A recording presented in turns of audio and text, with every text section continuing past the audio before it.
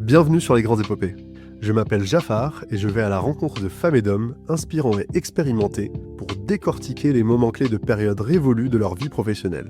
Grâce à la liberté de ton et à la prise de recul permise par ce format, chacun de vous peut repartir avec des apprentissages concrets pour nourrir sa propre épopée professionnelle. Cette semaine, je vous propose une plongée dans l'univers de l'école, à travers le parcours de mon invité, Daniel Overlo. Daniel a été haut fonctionnaire de l'État. Il a notamment été recteur de l'Académie de Créteil, un mastodonte. Plus de 900 000 élèves, 85 000 personnels, dont 65 000 enseignants, et plus de 6 milliards d'euros de budget de fonctionnement annuel. Rien pourtant ne prédestinait Daniel à une telle trajectoire. Cet épisode est construit comme un roman d'initiation, fait de détours, de rebonds et de moments décisifs. On y aborde notamment le choc de sa première expérience d'enseignement, propulsé à 20 ans seulement devant une classe de lycéens, ses 8 années passées à Saint-Cyr-Couët-Quidan, l'école militaire, où il se forge une vision très concrète du commandement et son ascension au sein de l'éducation nationale, jusqu'à ce jour où il est nommé recteur en Conseil des ministres par le président de la République française. C'est parti pour la grande épopée de Daniel.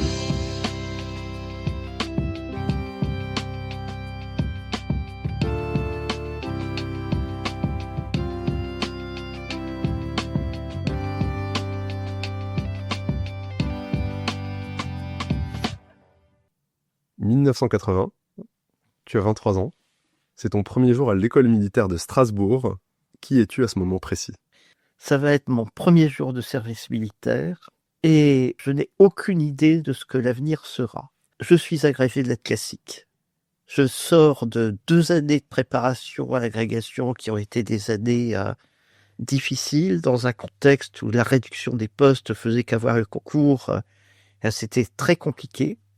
Donc c'est un soulagement. Je pars au service militaire en ayant eu le concours. Je me destine à une carrière de prof, je ne sais pas ce qu'elle sera. Et à l'époque, je pense que ça sera une carrière linéaire d'enseignant. Et puis, j'ai une inquiétude sur ce que va être le monde militaire, parce que quand on est étudiant, eh bien, on se dit que l'armée, c'est quand même particulier, surtout à une époque qui est quand même géopolitiquement compliquée. On est dans l'affrontement des blocs, il va y avoir la Pologne, etc. Donc voilà, c'est un état d'esprit extrêmement mélangé. Le bonheur d'avoir été reçu au concours, devant soi une carrière dont on ne sait pas ce qu'elle sera faite, et puis l'inconnu du service militaire qui s'annonce. Très clair. Merci pour cette introduction. Ça, c'était toi à 23 ans. Comment est-ce que tu te présentes aujourd'hui ? Alors aujourd'hui, je me présente comme quelqu'un ayant eu beaucoup de chance, beaucoup de rencontres. Je disais que je me projetais dans une carrière de prof qui allait être linéaire. Bon, en fait, à l'arrivée, je me retrouve avec 18 affectations différentes, peu de métiers d'enseignant finalement, 11 déménagements qui m'ont fait me promener un peu partout, voilà. Je suis très étonné finalement par la carrière que j'ai eue. Quand je suis parti, j'ai mis un post sur LinkedIn dans lequel je remerciais tout le monde et toutes les rencontres que j'ai faites, et peut-être qu'on y reviendra. Et je disais, voilà, moi j'avais autant de chance d'avoir la carrière que j'ai eue qu'en avant Guingamp de gagner la Ligue des Champions. Donc je suis encore tout à fait étonné de ce qui m'est arrivé, et peut-être qu'on va y revenir. Tout à fait, on va y revenir. On va y revenir en long, large, en travers, et c'est d'ailleurs comme ça que on s'est rencontrés, parce que j'ai vu passer ce post LinkedIn, et je t'ai écrit dans la foulée pour te demander de témoigner sur les grandes épopées. Donc c'est drôle que t'en parles. Voilà. Pour expliquer un peu l'envers du décor. Alors bienvenue Daniel sur les grandes épopées. Merci. Et merci de m'accueillir chez toi à Aubervilliers. Pour nos auditeurs, donc on est dans le bureau de Daniel. Pour rappel, dans ce podcast, nous allons explorer des moments clés de périodes révolues de ta carrière. Et ce que je cherche à comprendre, c'est comment tu les as vécus à l'époque, mais aussi, grâce à ton recul aujourd'hui, ce que tu en retiens pour toi et pour nos auditeurs. Tenant encore une fois à te remercier d'avoir accepté de témoigner à ce micro. Et c'est parti pour la grande épopée de Daniel.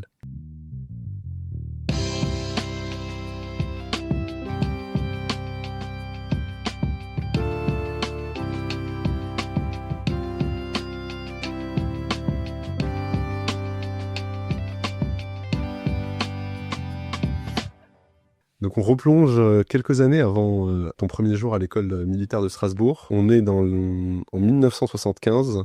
On replonge en 1975 parce que c'est le début de ta formation d'enseignant. Et ce que tu m'expliquais en préparant cet entretien, c'est que déjà à l'époque, il y avait une pénurie d'enseignants, qui était un peu le contexte dans lequel tu t'es retrouvé à suivre ta formation. Est-ce que tu peux nous expliquer ce contexte-là et peut-être même ramener quelques éléments de genèse sur ta réflexion en tant que jeune sur ce début de carrière qui, a priori, n'était pas, en tout cas, tracé d'avance? Tout ça me ramène à un sujet qui est la perplexité que j'ai parfois quand on parle de l'orientation des élèves. Parce que moi, finalement, quand je regarde, j'étais pas sûr de vouloir faire ce que j'ai fait. J'aurais bien aimé être footballeur professionnel, mais j'avais pas le niveau et en gros, j'avais les pieds carrés. Donc, c'était pas possible. Ensuite, j'avais une deuxième passion qui était le théâtre.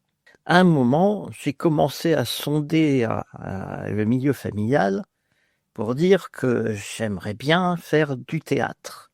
Et là, je dois dire que la réaction a été frileuse, voire fraîche. En gros, on m'a dit, mais c'est pas un métier. C'est pas un métier, fais quelque chose de sérieux. Alors, il se trouve que je venais d'une famille d'enseignants, avec deux grands-pères qui ont été instituteurs et directeurs d'école, un père qui a été professeur de lettres classiques et en lycée, puis maître de conférences à l'université, une mère qui faisait des études aussi en lettres classiques, mais qui a arrêté pour nous élever, mon frère et moi. Donc, j'étais dans un milieu dans lequel finalement, assez naturellement, eh bien, je me suis dirigé vers des études de lettres en faisant les classes préparatoires à Amiens. J'ai donc passé en 75 ce qui s'appelait un concours de pré-recrutement. D'accord. Et alors, ce qui est tout à fait intéressant, c'est qu'aujourd'hui, il y a des polémiques incroyables sur le fait qu'on n'arrive pas à faire de recrutement, etc. On est dans les années 75. La démographie a fait qu'il y a une poussée du nombre d'élèves qui est considérable et que le recrutement à travers les concours n'a pas suivi. Et donc, ce qui a été instauré dans les années 65-70, c'est un pré-concours de recrutement à Bac+1, Okay. de telle manière à recruter des gens qui vont être enseignants avec les conditions suivantes. On les paie comme fonctionnaires. D'accord. Donc, j'étais fonctionnaire le jour de mes 18 ans. On les paie comme fonctionnaires. Leur but, c'est de réussir à avoir le CAPES et à être prof 4 ans après. Et puis, l'État demande une contrepartie. C'est un engagement décennal.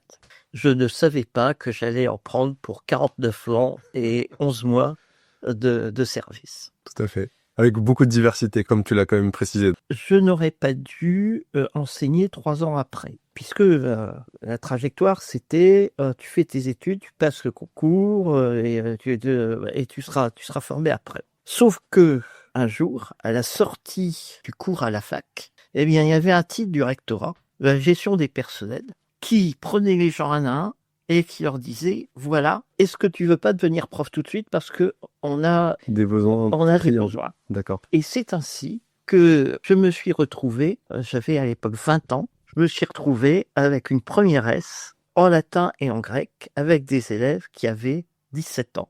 Et moi, j'en avais 20. Ma formation, en fait, a duré 10 minutes. C'est le temps d'accompagnement par le proviseur adjoint. À l'époque, ça s'appelait un censeur, entre son bureau et la salle de classe. Ça a été ça, mon temps de formation.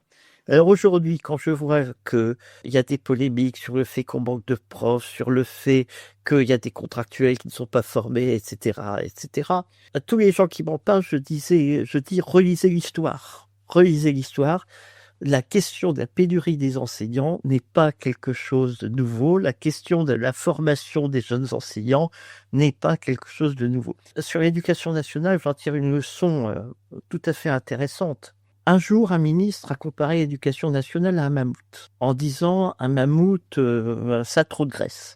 Mais le problème du mammouth, c'est pas sa graisse, c'est son absence absolue de mémoire. Eh bien, l'éducation nationale, dans l'éducation nationale, et c'est terrible, eh bien, on refait périodiquement les mêmes choses sans savoir qu'elles ont été faites 10 ans, 20 ans, 30 ans ou 40 ans avant. Maintenant, toi, avec le recul, même si encore une fois, c'est pas le propos de ce podcast, quand on a ce type d'éléments cycliques dans une organisation, dans une carrière ou dans une administration, comment est-ce qu'on gère ça? Toi, tu as eu à gérer ça toute ta carrière. Il y a des forces, entre guillemets, que tu vois venir par rapport à des changements d'administration, par rapport à des changements politiques, etc. Donc, tu sais que ça existe et que ça va de toute façon te tomber dessus.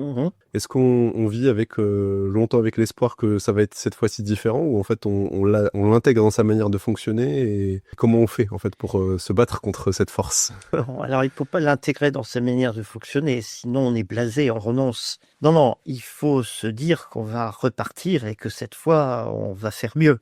Et parfois, on y arrive, et parfois, on y arrive moins bien. Mais peut-être qu'on y reviendra au cours de l'entretien. Tout à fait. Donc là, si on revient à ce moment-là, l'élément important à retenir, c'est que c'est aussi un contexte finalement qui n'est pas si éloigné du contexte actuel en termes de début de carrière, dans le sens pénurie d'enseignants. Tu démarres avec finalement très peu d'accompagnement, et c'est le saut dans le grand bain, en fait. Absolument. De 74 à 77, j'étais en classe préparatoire. Et donc, j'étais censé préparer Normal Sup. J'ai dit que j'étais à Amiens, et Amiens, c'était pas un endroit où il y avait des lycéens, des élèves qui avaient le concours de Normal Sup. On le préparait, mais il y avait très rarement des résultats. Miraculeusement, eh bien, il se trouve que je suis admissible au concours. Sauf que je savais même pas bien quelles étaient les épreuves à l'oral. Je me suis amené à Paris, rue d'Ulm, comme ma provinciale moyen. J'avais 7 épreuves en 7 jours. Je pense que c'est l'un des pires souvenirs de mon existence. Parce que, en plus, ces oraux étaient publics. C'est-à-dire qu'il y avait des spectateurs. D'accord. Bon, j'ai compris que le ridicule ne tuait pas. Je me souviens du 7e jour, la 7e épreuve. C'était de l'anglais. Et l'anglais et moi, nous n'avons jamais été amis. Mon anglais, c'était un anglais de fond de classe près du radiateur et de la fenêtre. J'aime beaucoup l'image. Qui fait qu'encore aujourd'hui, mon anglais ressemble à celui d'Yasser Arafat et de Maurice Chevalier, et me permet de me débrouiller dans les restaurants indiens à Londres. Mais c'est tout. Et là, il y avait 30 personnes dans la salle. Je devais faire une explication de texte d'un poète nommé Herbert, je crois, auquel je ne comprenais rien. Et avec mon anglais dysfonctionnant, et avec des gens qui riaient dans la salle. Ces 7 jours d'épreuves, ça a été des épreuves au sens littéral. Oui, c'est ça. Ça m'a finalement aidé à me construire. Ça m'a fait complètement rebondir. D'abord, quand on sait que le ridicule ne tue pas, on est plus fort. Et puis, ensuite, j'en ai tiré les leçons. Je me suis dit, mince, mais pourquoi j'ai été si mauvais que ça? Pourquoi ça n'a pas marché, etc. Ça m'a aidé à construire. En fait, c'est un peu comme un club de football qui se prend un 5-0 en Ligue des Champions. Il se dit, voilà pourquoi j'ai pris 5-0. Et il commence à essayer de se dire, comment je vais faire pour ne pas prendre 5-0 au prochain match. Peut-être que j'utiliserai toute métaphore sportive, parce que j'aime beaucoup les métaphores sportives et les métaphores footballistiques. Voilà. Pour filer la métaphore, en fait, le club là qui prend 5-0 à la Ligue des Champions, a priori, dans ton cas, c'est qu'il n'a pas l'habitude de jouer la Ligue des Champions et qu'il ne sait pas comment préparer la Ligue des Champions. Et donc, la question qu'on se pose après, c'est est-ce qu'il se redonne comme objectif d'atteindre la Ligue des Champions pour pouvoir être compétitif, ou est-ce qu'il se donne des objectifs, on va dire, intermédiaires, ou est-ce qu'il se dit je vais m'entourer de gens qui ont déjà fait la Ligue des Champions pour pouvoir justement comprendre comment est-ce qu'on joue bien en Ligue des Champions? Je suis curieux de savoir un peu dans quel état d'esprit tu as été dans la foulée, quoi, en se disant... Tout ça ensemble. Ça ensemble, je me suis dit que maintenant, il fallait que je m'arme pour les concours que j'allais passer.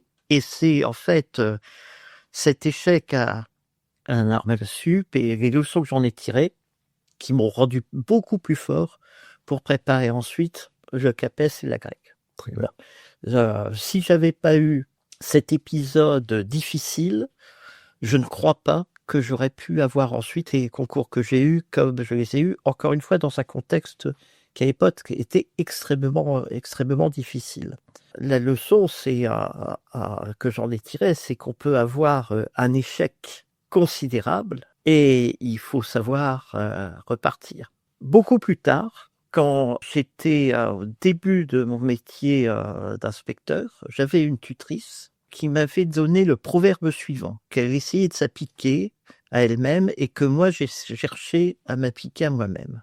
Vous verrez, la phrase est un peu violente, c'est assieds-toi au bord de l'Oued et tu verras passer le cadavre de ton ennemi. C'est très intéressant cette phrase-là, parce que elle apprend la patience. C'est-à-dire face à des événements que l'on trouve aller contre soi, eh bien, avoir la patience de se dire, à un moment ça va tourner. Et qu'est-ce que j'en tire pour que ça tourne? C'est accepter les facteurs exogènes que tu ne maîtrises pas, Mhm. en te disant que la roue tourne ou le contexte va évoluer, le sens du vent va être différent et in fine, il va y avoir une fenêtre de tir où il va falloir être prêt, quoi. Voilà, c'est-à-dire, on a perdu 5-0, mais à un moment, on gagnera peut-être pas 5-0, mais on gagnera. Et je crois que c'est quelque chose que j'ai retenu pour toute ma carrière, parce que on peut avoir l'impression que j'ai eu une carrière extrêmement ascensionnelle, etc. Non, il y a eu des moments où j'ai eu des doutes, où ça n'a pas marché comme je voulais, où je me suis posé des questions. Et en fait, j'ai toujours été dans cette optique-là. Ça ne marche pas. Pourquoi ça ne marche pas? Et on va faire en sorte d'essayer que ça marche la prochaine fois.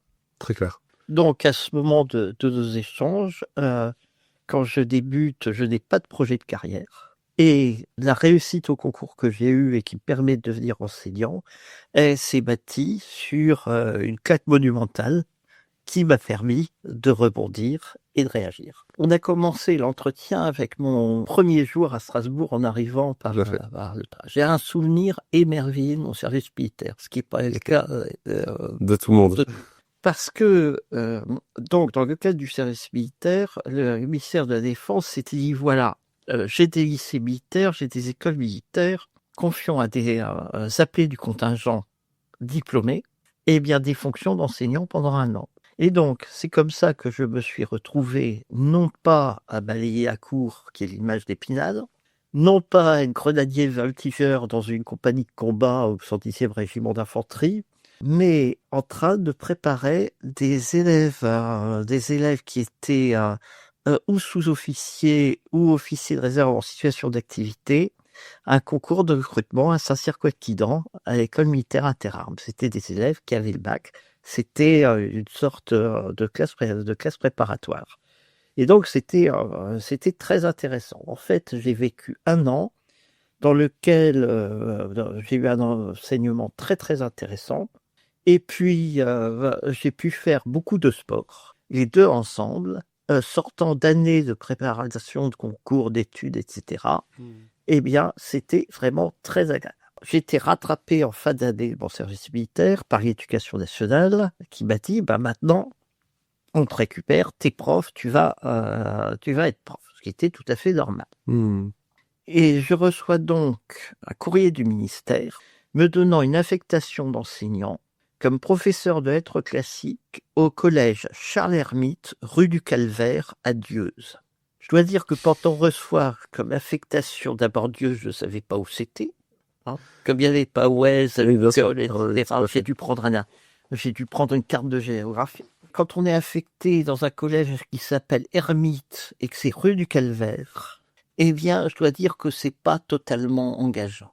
Surtout quand on accorde de l'importance à ces petits signes. Et je suis pas sûr que l'année que j'ai passée à Dieuze, j'étais un très bon prof. Pourquoi? Parce que en fait, je sortais de l'agrégation et de choses très théoriques. Et puis j'avais 1 an d'enseignement en classe préparatoire. Et je me suis retrouvé avec des 4e et des 3e dans un milieu rural. Je dois dire que l'apprentissage a été compliqué. Parce qu'il y avait un décalage absolu entre ce que je voulais faire et ce que les élèves pouvaient faire. Mon pire échec, mais là aussi, c'est un objet de réflexion, ça m'a fait beaucoup réfléchir, c'est que je me suis dit, voilà, les élèves de 14-15 ans, ils aiment bien la bande dessinée, donc je vais faire avec eux une explication de texte à partir d'un texte de bande dessinée. D'accord. Et à l'époque, il y avait un auteur de bande dessinée qui comptait beaucoup, qui s'appelait Gottlieb. Et j'ai pris une parodie que Gottlieb fait d'un poème romantique d'une poétesse qui s'appelle Marceline Desbordes-Valmore. ça a été un échec total dans la classe. Parce que, pour expliquer la parodie d'un texte poétique, encore a-t-il fallu que les élèves aient un peu des références, etc., etc. Un échec monumental. Je me suis dit que s'il y avait eu ce jour-là un inspecteur dans la classe, j'étais viré, etc.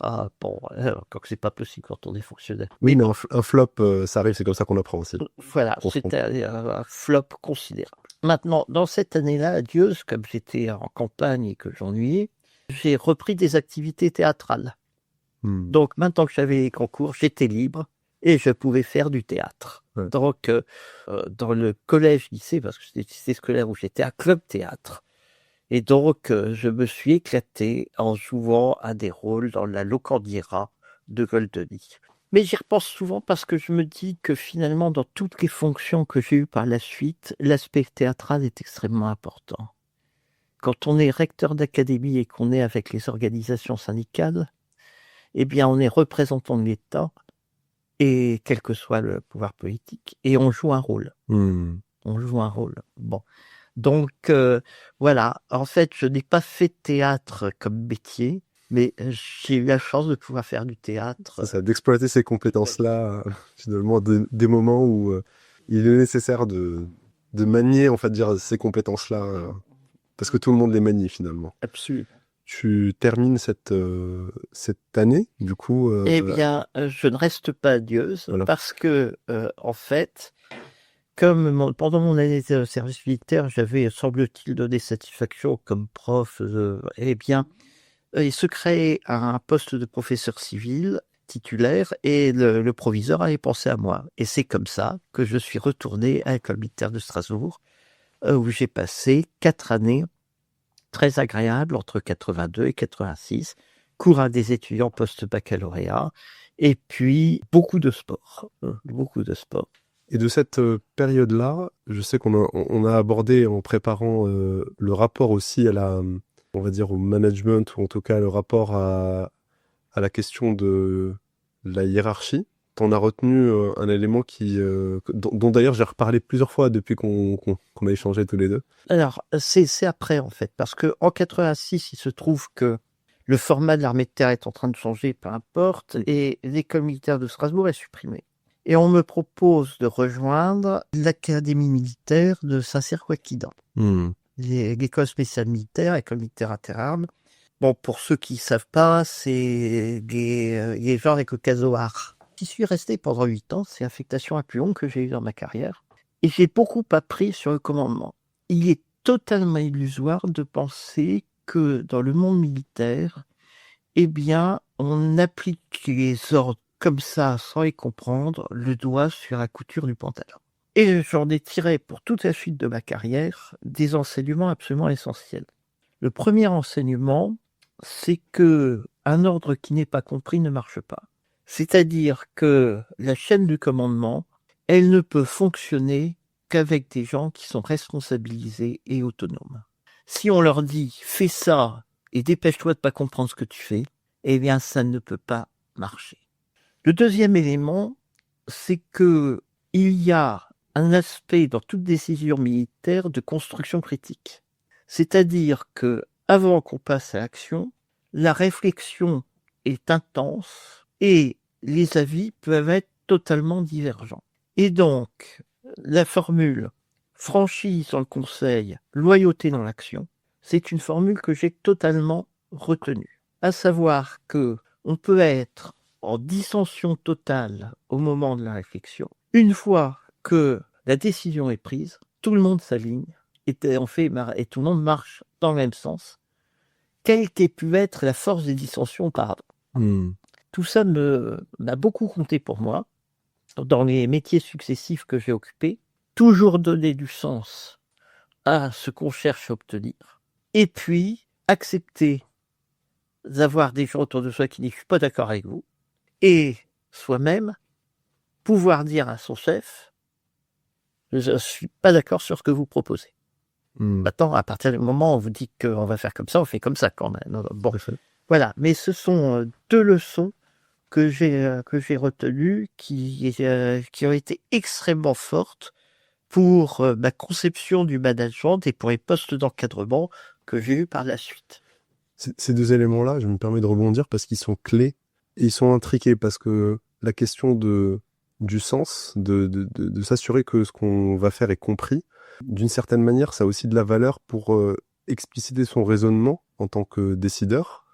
Et parfois, en fait, en faisant cet exercice-là, on se rend compte soi-même que ce qu'on avait finalement a priori prévu de décider, c'est pas forcément basé sur des éléments solides, parfois sur des éléments émotionnels, parfois sur des biais, parfois sur des erreurs d'appréciation parce qu'on avait en fait une information qui était du terrain et qui était peut-être pas la bonne.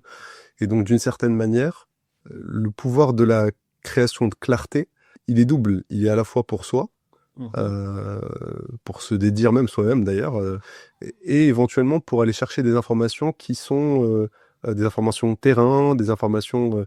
Enfin, j'imagine que au moment où tu prenais certains types de décisions, t'étais pas forcément la source première de l'information, et du coup, tu avais besoin aussi qu'on te dise, bah non, mais en fait, là, tu prends ces décisions, pourquoi? Parce que ça, bah en fait, il n'est pas finalement tout à fait vrai, ou il est un peu différent. Et je trouve que la valeur justement de ce processus de décision, il réside aussi là-dedans, dans la capacité à pouvoir faire parler ses pairs, ses managers, etc.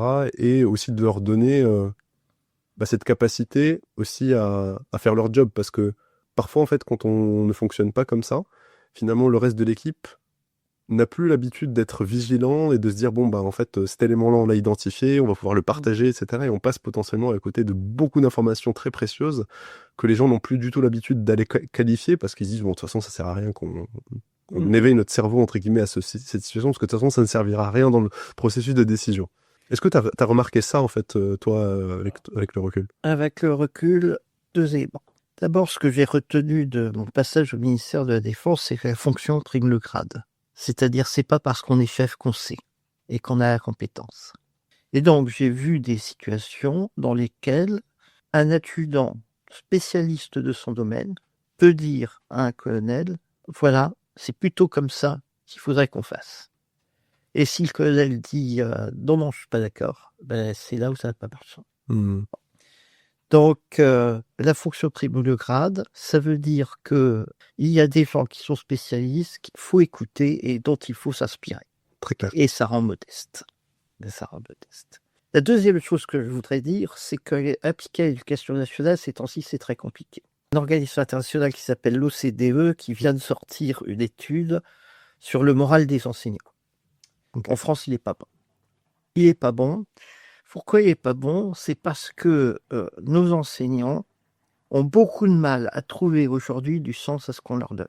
Il se trouve que sur les dernières années, eh bien, l'instabilité politique a fait que on a demandé à des enseignants de faire des choses et l'inverse à une année d'écart. Nos enseignants aujourd'hui sont recrutés à Bac+5. Ce sont des cadres A de la fonction publique, donc organisation, management, etc. Et on leur demande une année de faire ça et l'année suivante de faire l'inverse. Une question essentielle, je ne fais pas de politique en disant ça, c'est quand même d'arriver à ce que les enseignants reprennent en main le sens de ce qu'ils font. Et ça, c'est un sujet sur les années qui viennent.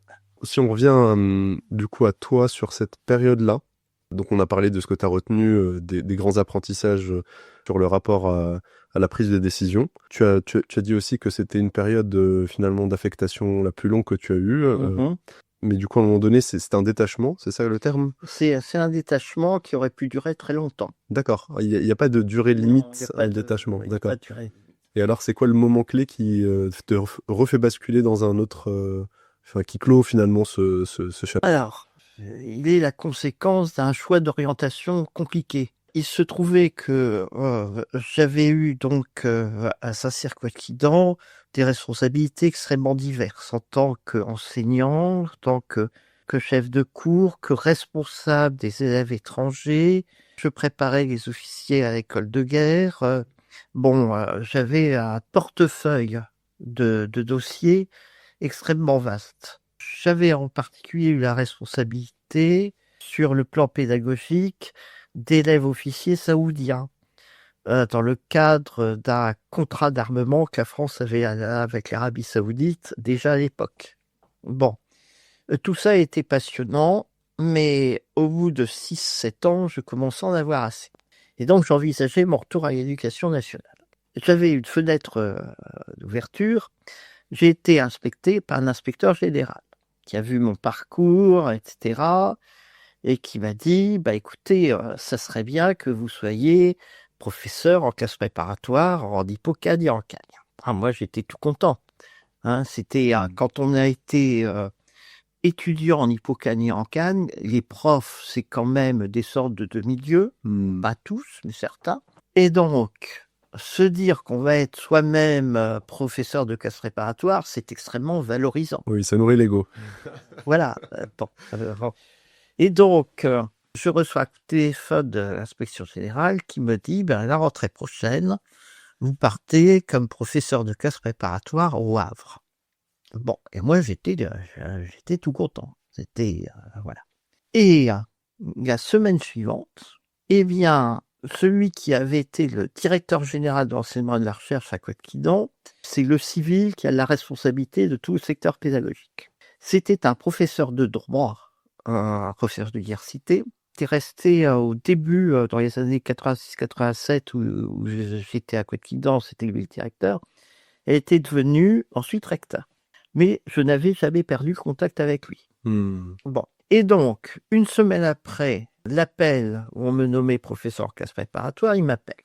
Et il me dit, voilà, j'ai un collègue recteur qui cherche un directeur de cabinet.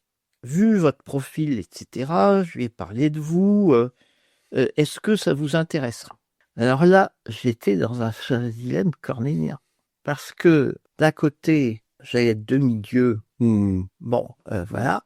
En plus, quelque chose que vous connaissez. Et quelque chose que je connais. Voilà. Et de l'autre côté, sa proposition était quand même tentante.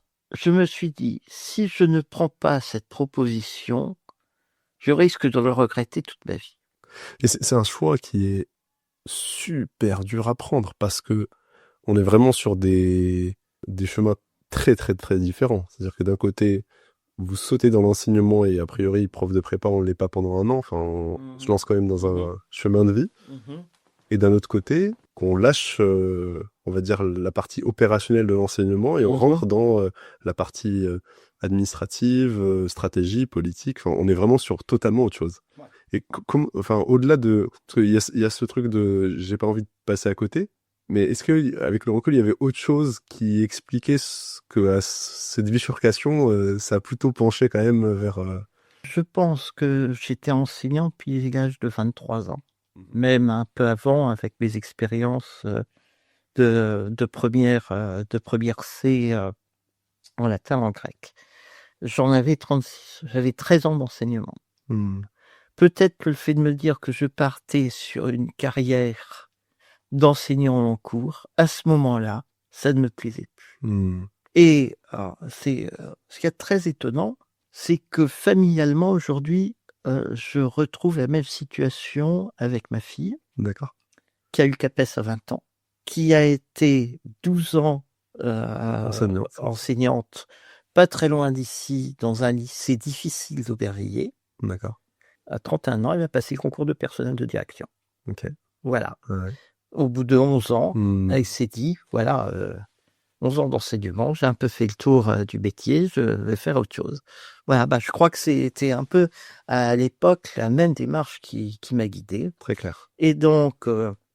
au lieu de me retrouver dans un monde que je connaissais, qui était le monde de préparation des concours, avec des étudiants qui savent pourquoi ils viennent, etc., j'ai complètement sauté dans l'inconnu. Et je me suis retrouvé dans un rectorat au ministère de l'Éducation nationale, dans un ministère que j'avais quitté 13 ans auparavant, en quelque sorte. Tout à fait. Et avec une ignorance totale des sujets qu'on allait me confier.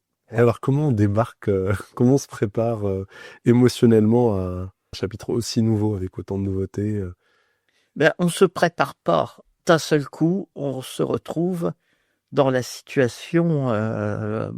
En plus, la situation était compliquée. J'ai découvert au rectorat, c'était au rectorat de Rennes, des tas de gens bien, mais il se trouve que le recteur avait donc un grand bureau. Moi, j'avais un petit bureau qui donnait sur son bureau. Et de l'autre côté, dans l'enfilade, juste à côté, il y avait la secrétaire générale qui avait également son bureau. Mais le recteur et la secrétaire générale ne s'entendaient pas. D'accord. Et donc, moi, j'étais dans le bureau au milieu entre les deux, et j'avais l'impression par moments que c'était Beyrouth. Les obus me passaient au-dessus de la tête. Ok. Bon. Et donc, je suis arrivé dans un environnement qui était assez compliqué. Et ton rôle à ce moment-là, tu devais travailler avec les deux, j'imagine, Mhm. mais ton boss, enfin ton manager, c'était le recteur. Absolument. Et comment on gère justement quand on arrive comme ça dans un tel contexte? Beaucoup de diplomatie. Beaucoup de diplomatie pour pas fâcher l'un, l'autre, les deux, etc. Mais enfin, je me souviens d'avoir eu quand même une première année difficile parce que, en plus, dans l'éducation nationale, on utilise beaucoup de sigles. Mais moi, j'arrivais d'un autre ministère. Et alors, il y a des fois où je ne comprenais rien à ce qui se disait. Donc, j'essayais de prendre l'air intelligent, mais je comprenais pas tout de ce qui était en train de... Voilà. Donc, je suis resté dans ce poste-là 5 ans avec 2 recteurs successifs, mais une première année d'apprentissage qui n'a pas été complètement simple. Mais on en revient à ce que je disais tout à l'heure, hein, c'est-à-dire que là aussi, on apprend de ses échecs, de ses erreurs, de ce qu'on ne sait pas, de telle manière à être plus fort après. Tu disais que tu as été pendant 5 ans avec 2 recteurs différents. Si j'ai bien compris, normalement, un directeur de cabinet est rattaché du coup à la personne qui le nomme. Là, en l'occurrence, c'est pas le cas. Non, alors, il y a différentes sortes de directeurs de cabinet. Dans un ministère, un directeur de cabinet, il saute avec le ministre qui s'en va. Ouais, c'est ça, je le savais. Jusque-là. Dans une préfecture, un directeur de cabinet, eh bien, c'est quelqu'un qui reste, même si le préfet change. D'accord, ok. Et dans l'éducation nationale, C'est pareil. aujourd'hui, c'est pareil. Mais déjà à l'époque, ça l'était. Ok, très clair. Donc, j'ai eu 2 recteurs avec 2 personnalités totalement différentes, avec lesquelles je me suis bien entendu, avec des sujets parfois très compliqués. Je me souviens il a fallu gérer des manifestations lycéennes très complexes, avec une spécificité qui est une spécificité bretonne, c'est que lorsqu'il y a des manifestations lycéennes ou d'étudiants, ces jeunes boivent énormément. D'accord. Bon, et à l'arrivée, le contexte est un contexte de dégradation, etc., etc. Bon, il a fallu gérer, je me souviens des inondations dans le Morbihan et l'Ille-et-Vilaine, où c'était pas simple. Je me souviens que c'était l'époque où le mouvement des professeurs se passait au ministère et il y a eu la déconcentration. C'était pas simple non plus en termes médiatiques avec les organisations syndicales. Et puis, j'ai eu la chance, en fait, d'avoir des dossiers qui étaient un peu porteurs. C'est-à-dire que dans mon rôle au rectorat de Rennes, j'avais la responsabilité de l'éducation prioritaire.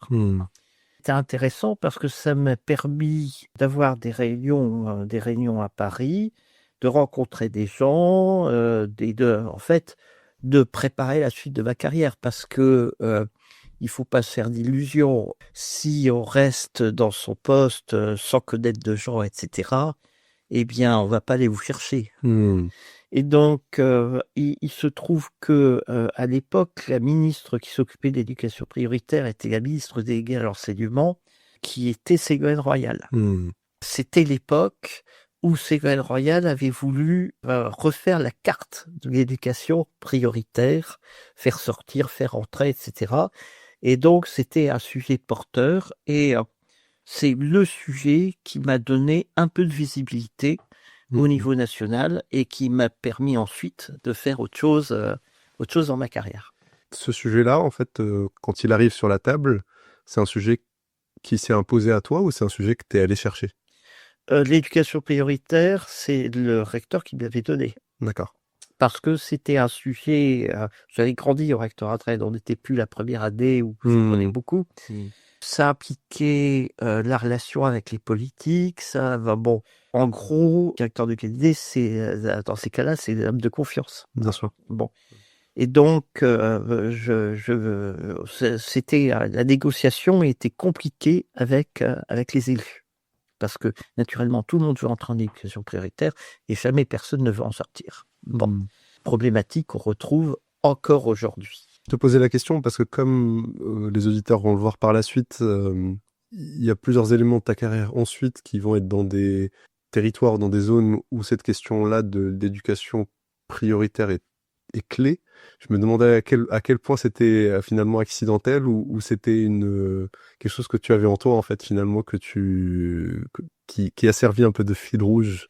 C'est-à-dire qu'il y a quand même un sujet qui s'appelle l'égalité des chances, qui est un sujet de fond du système éducatif. Tout à fait.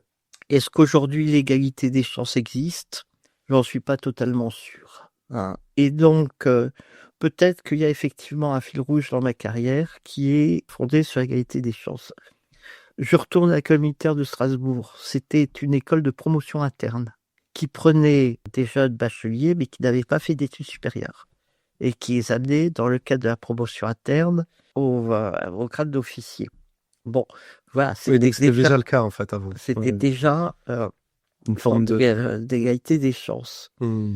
Je rappelle que je suis né un 4 août, jour de l'abolition des privilèges. Tout à fait, ça reboucle. En fait, tout ça est cohérent. Une forme de cohérence, tout à fait. Mais c'est pour ça que je voulais qualifier cette cohérence avec un élément supplémentaire.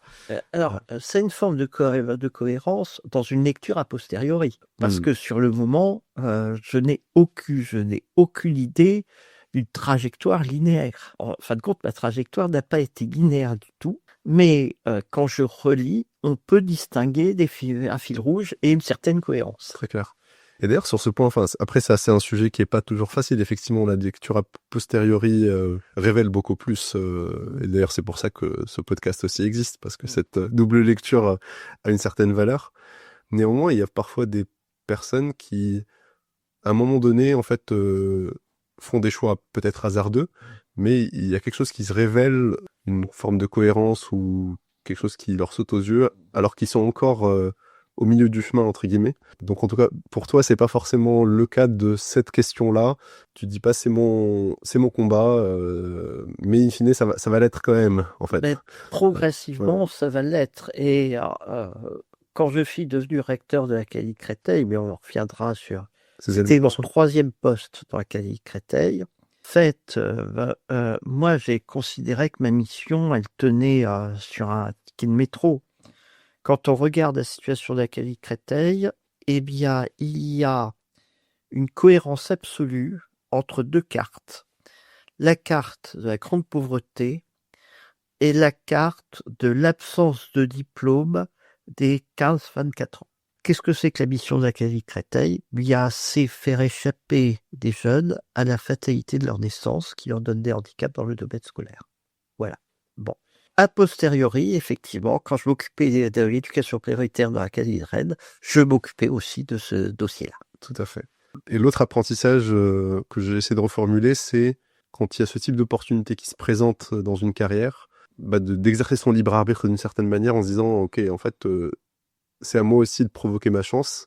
Et donc, dans ces réunions-là, dans ces arcanes-là, finalement, je suis présent, je mets en avant ce que je sais faire et ce que j'ai envie de faire. Et peut-être qu'un jour, en fait, ça donnera quelque chose, d'une certaine manière. Avec la part de hasard. Oui, c'est ça. On ne sait pas où est-ce que ça va prendre, en fait, finalement. Je vais vous donner un élément de hasard. Il se trouve qu'il y a une réunion à Paris sur l'éducation prioritaire avec la ministre Ségolène Royal. C'est le recteur qui y va et qui doit présenter.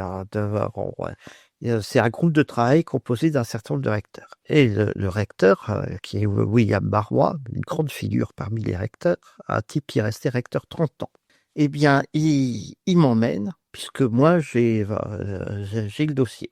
Et nous montons donc dans le train, dans le TGV à Rennes. Et il se trouve que ce jour-là, il y a des manifestations lycéennes. Le ministre en titre, c'est Allègre. Ségolène Royal est ministre déléguée. Et ils ne peuvent pas se sentir.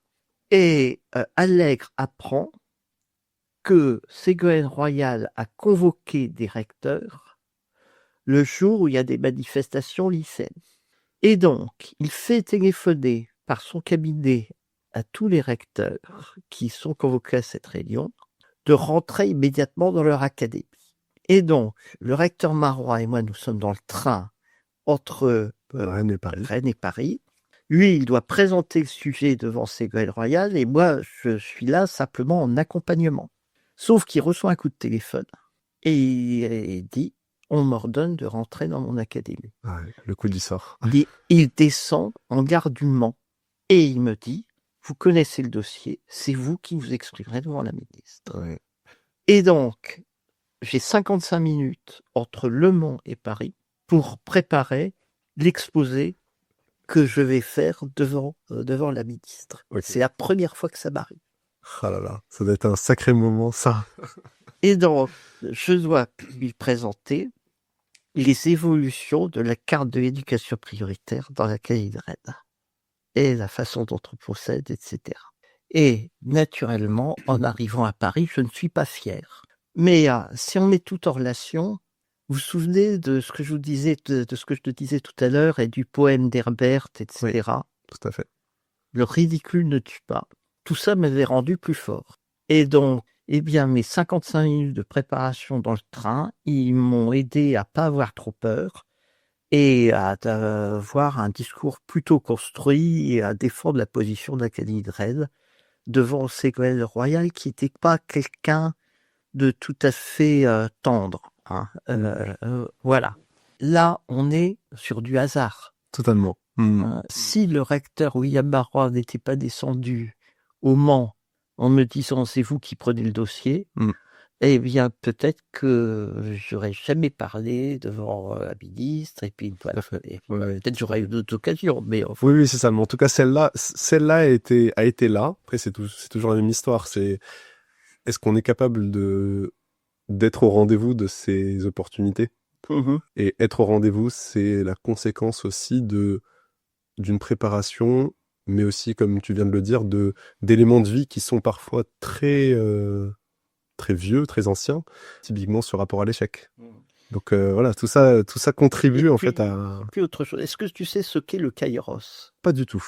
Je sais que ça s'écrit avec un K-A-I-R-O-S, mais précisément, je ne sais pas ce que c'est. Alors, le kairos, eh bien, c'est prendre la bonne décision au moment opportun. Ok. Bon.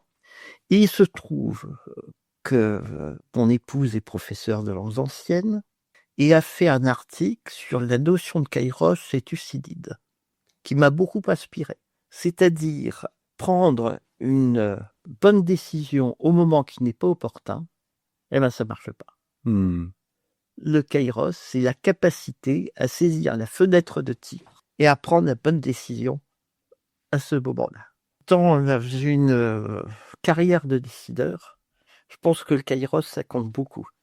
Ça se cultive du coup comment parce que il y a deux choses. Il y a prendre la bonne décision et puis il y a le moment opportun. Donc il y a, j'imagine, la capacité à qualifier le moment pour se dire c'est un moment opportun, pour, j'imagine, de concentrer ses efforts sur réussir ces moments-là. Mais bon, ça c'est une lecture très basique de ce concept. Comment est-ce qu'on... Je pense que la question d'expérience joue quand même beaucoup. Se précipiter et prendre une décision quand c'est pas le moment de la prendre, c'est pas le bon choix. Ne pas prendre de décision, c'est pas le bon choix non plus. Parfois, il vaut mieux peut-être prendre une décision qui est pas très bonne alors que c'est dans le bon moment. Bon, mais tout ça, voilà, c'est une question à la fois de capacité de décision et puis un peu de chance derrière. Il y a un peu de chance, donc il faut rester très modeste sur le sujet. Et si on revient justement alors donc à cette période-là, où à nouveau il va y avoir un facteur exogène qui va te faire passer à l'étape d'après, on est en 98 99. 99. t'es amené, enfin quelqu'un en tout cas te dit, ça serait bien que tu passes le concours d'inspecteur.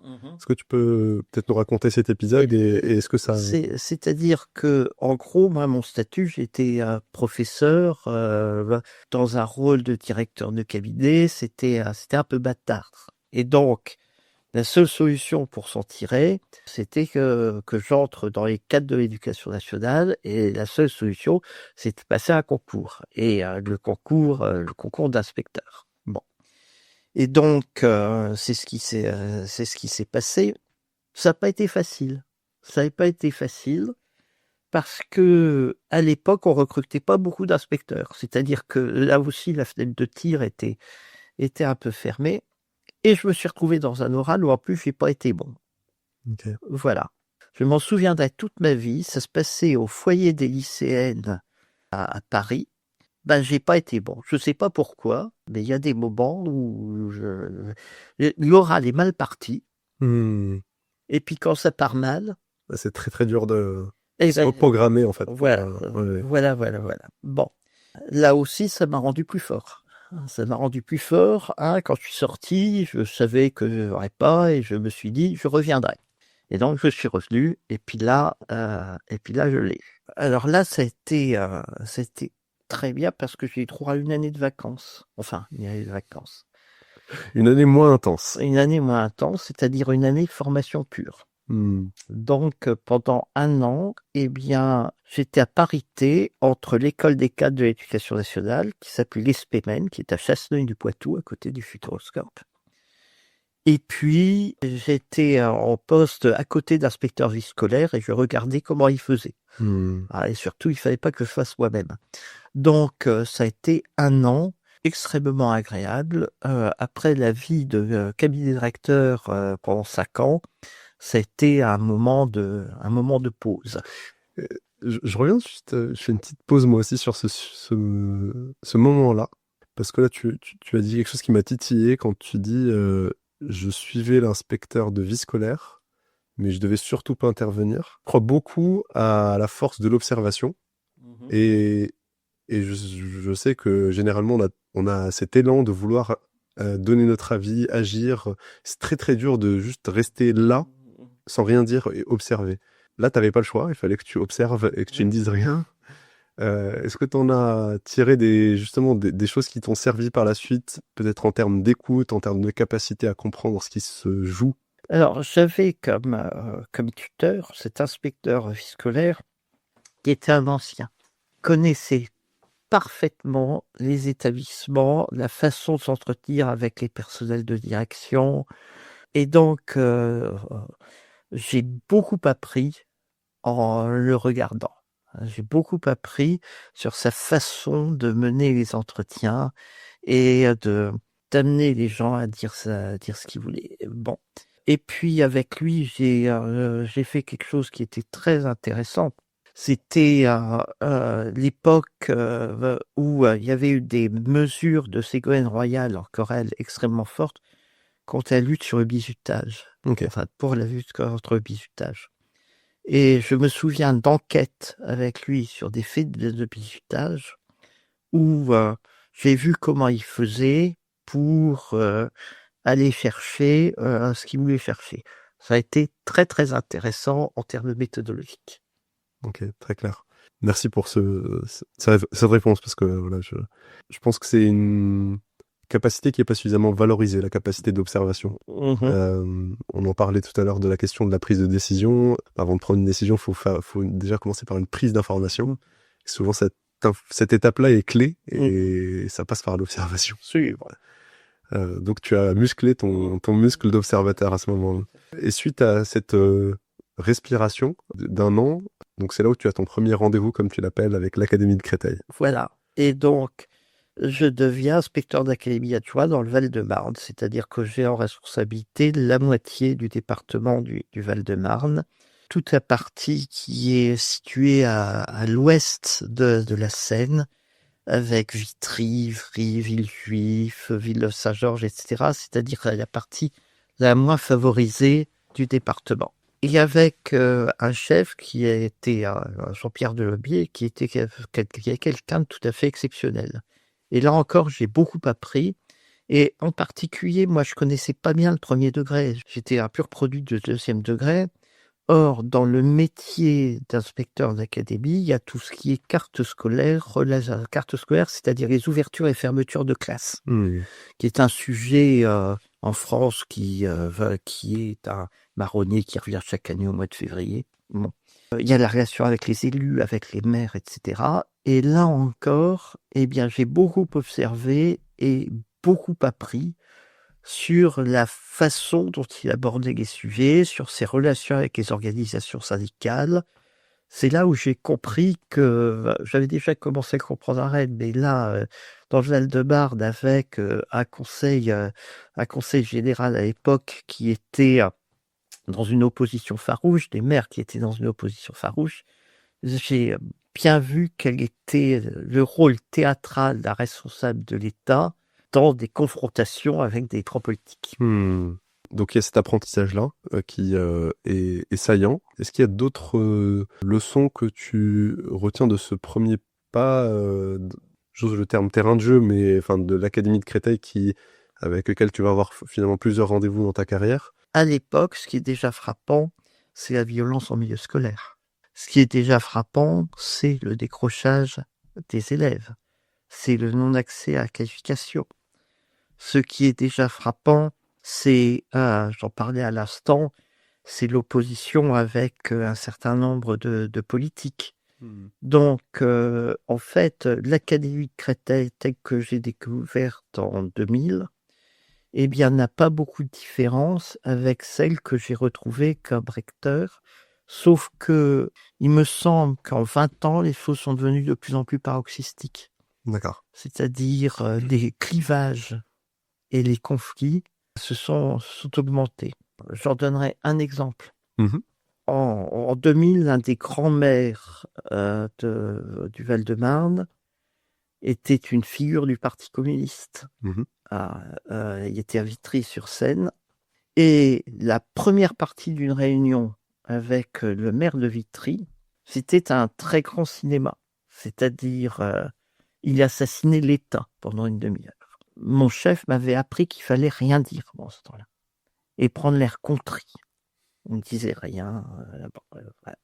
On rappelait quand même à la fin quel était l'effort de l'État. Et au bout de 30 minutes, on commençait à travailler ensemble. D'accord. Ah oui, c'était une sorte de mode opératoire. Et il y a une sorte de rituel. D'accord. Ouais. On assassine l'État pendant une demi-heure. Et puis ensuite, on pose. On commence à travailler. Ok. C'est un contexte que je n'ai pas retrouvé quand je suis revenu comme recteur. Et en particulier, à partir de 2022, les clivages politiques ont rendu le travail extrêmement difficile. Oui, j'imagine que du coup, sur la question de la prise de décision, si on reste complet chacun sur ses positions, on n'avance pas en tout cas. Je sais pas si c'est pire, moins bien, etc. Parce qu'on sait jamais. Parfois, ne rien faire, ça peut être mieux que de faire. Enfin, je sais pas. On peut pas savoir. On peut pas savoir. Toujours est-il que et je parle pas de ce qui s'est passé en Seine-Saint-Denis. Quand j'ai été d'Azen de la Seine-Saint-Denis, j'avais comme interlocuteur le maire de Saint-Denis, Braouzek, ou le maire de Montreuil, Brard, qui étaient des gens qui venaient du PC et qui étaient totalement constructifs. C'est-à-dire, là aussi, on assassinait l'État. Mais on se mettait au boulot après. Mais on se mettait au boulot. Quand je suis revenu comme recteur, j'ai eu, avec un certain nombre d'élus, beaucoup de mal à construire ce qui devrait être une coopération, une coproduction de système éducatif entre des élus et puis les représentants de l'État. Bon, en tout cas, c'est un constat qui est malheureusement triste à entendre. Ce que je propose, c'est qu'on replonge. Donc là, on fait en fait quelques allers-retours, mais c'est inhérent au sujet qu'on aborde, c'est normal. Je propose qu'on passe à 2002, si tu le veux bien. Alors, donc, j'étais dans le Val-de-Marne, et puis donc, on me dit, le destin d'un inspecteur d'académie adjoint, c'est de prendre responsabilité un département. Et donc, là, on me dit, faut que la directrice de recadrement veut te voir. Et comme quoi, parfois, il faut un petit peu essayé de forcer les choses. Elle me dit: «Naturellement, vous êtes mobile pour aller sur toute la France?» Je lui dis: «Oui, madame la directrice, mais plus je serai loin de Rennes et plus ça sera compliqué». Elle me dit: «Pourquoi?» Je dis: «Ben voilà, il se trouve que ma femme est prof de classe prépa à Rennes et qu'on on a des enfants de 7 ans et 1 an. Donc je suis mobile sur toute la France, mais plus je serai loin de Rennes, plus ça sera compliqué». Elle me dit: «Ah oui, 7 ans et 1 an, c'est pas rien». Je lui dis: «À qui le dites-vous, madame la directrice?» Et elle m'a nommé à Laval, 60 kilomètres de Rennes. Ce qui prouve qu'il y a eu une prise en compte Des éléments de contexte. des éléments de contexte personnel et voilà, c'est-à-dire qu'une nomination à Laval, ça me simplifiait la vie énormément. Et c'est une personne que tu connaissais pas par Non, ailleurs? non et Ok. bon. Oui, donc on est vraiment sur des éléments... il n'y a pas d'intuitu personnel, quoi, en fait. Voilà. Très bien. D'ailleurs, ce qui est assez drôle, c'est qu'en fait, elle est devenue par la suite rectrice et je lui ai succédé à Créteil. D'accord, ok. Voilà. Et donc j'ai passé 3 ans en Mayenne, très, très agréable, très agréable. J'ai découvert le fonctionnement d'un département rural, très attachant, avec des problèmes de transport scolaire, des problèmes de vitalité du tissu économique, avec des questions d'éloignement, parce que quand on est à 60 kilomètres de Laval, ben, on est loin de tout, etc. Bizarrement, la Mayenne ne dépend pas de l'académie de Rennes, même si c'est à 60 kilomètres, mais dans l'académie de Nantes. Il fallait donc faire plus d'1 heure et demie de voiture pour aller au rectorat à Nantes.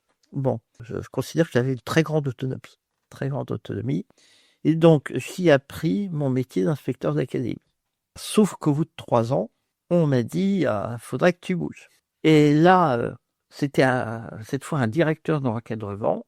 Il me dit: «Nous avons pensé à la Vendée». Alors la Vendée, ça m'arrangeait pas du tout. Puis j'avais l'impression que la différence entre la Mayenne et la Vendée, c'était pas considérable. Je lui ai dit: «Non, je n'irai pas en Vendée».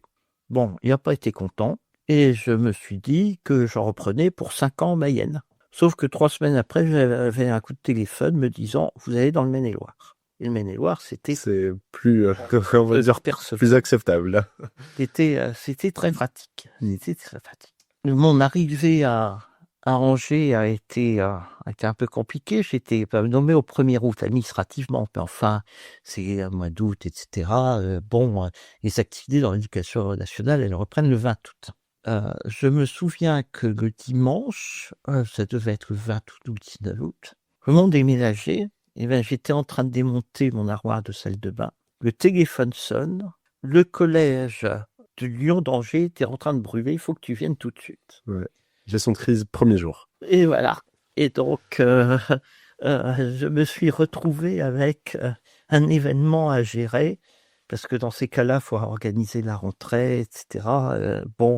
Je me suis beaucoup plu à Angers, tellement que j'aurais voulu y rester plus longtemps.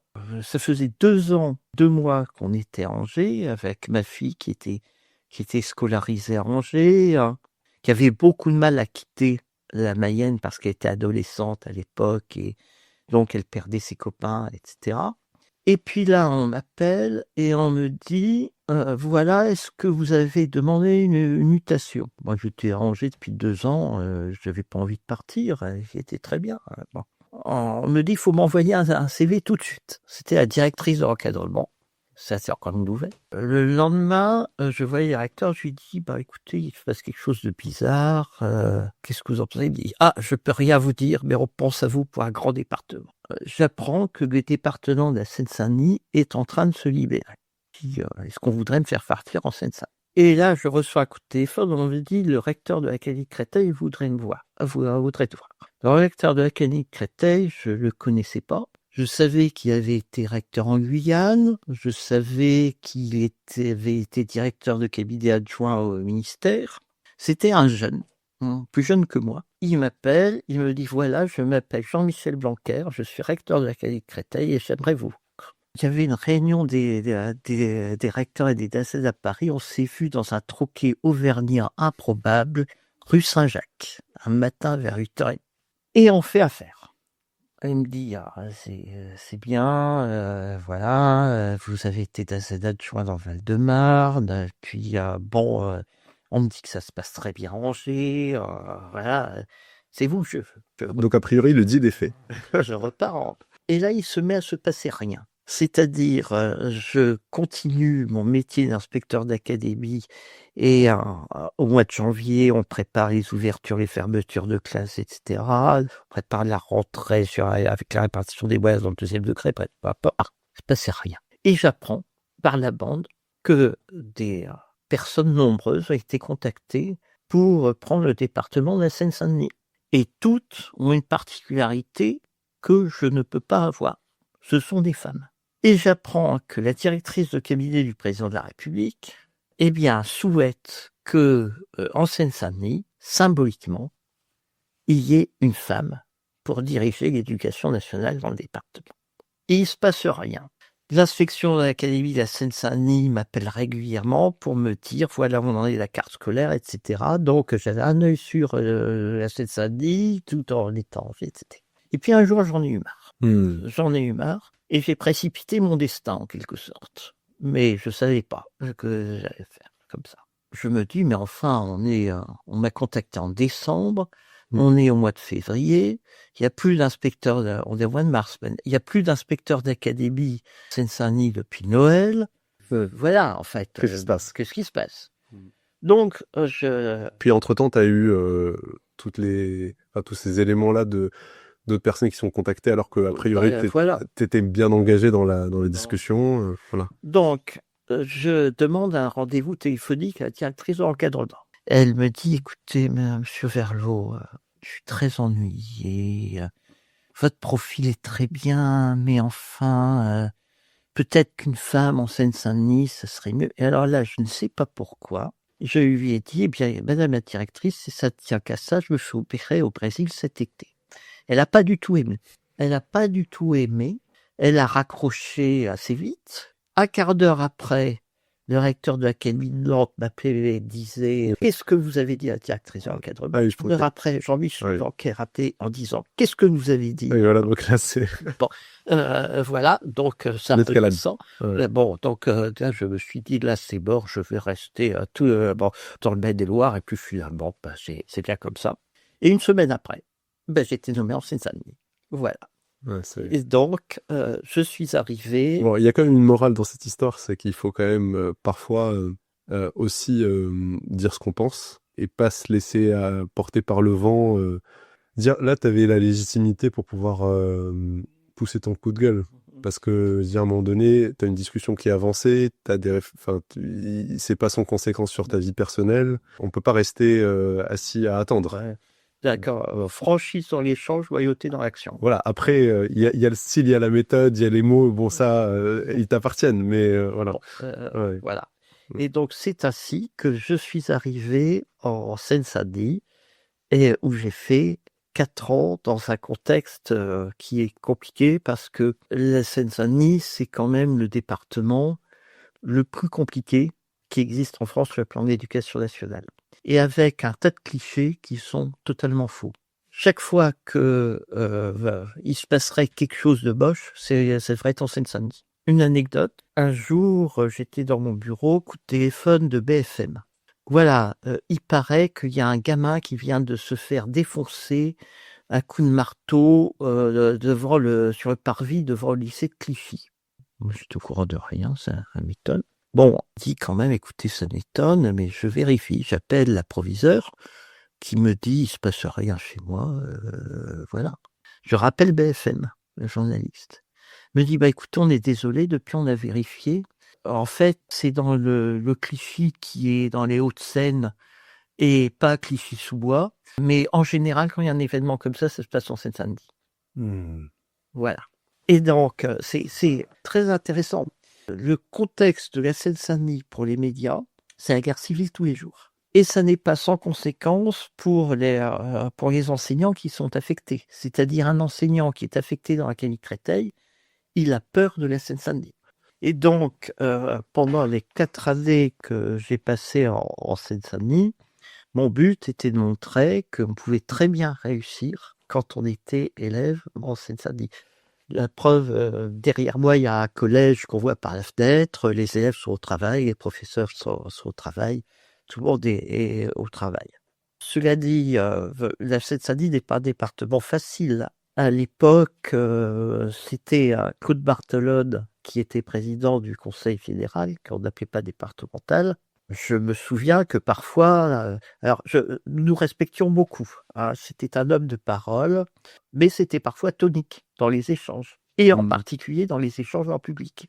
Je me souviens de ce discours de Claude Barthelone devant les chefs d'établissement de collège, dans lequel il a dit « Monsieur inspecteur d'académie, nous travaillons très bien ensemble, mais je sais quel doit être votre état d'esprit confronté à un État qui vous diminue sans cesse les moyens. » Pour répondre derrière, Ouais, c'est pas du tout évident. Maintenant, c'est d'une excellente école.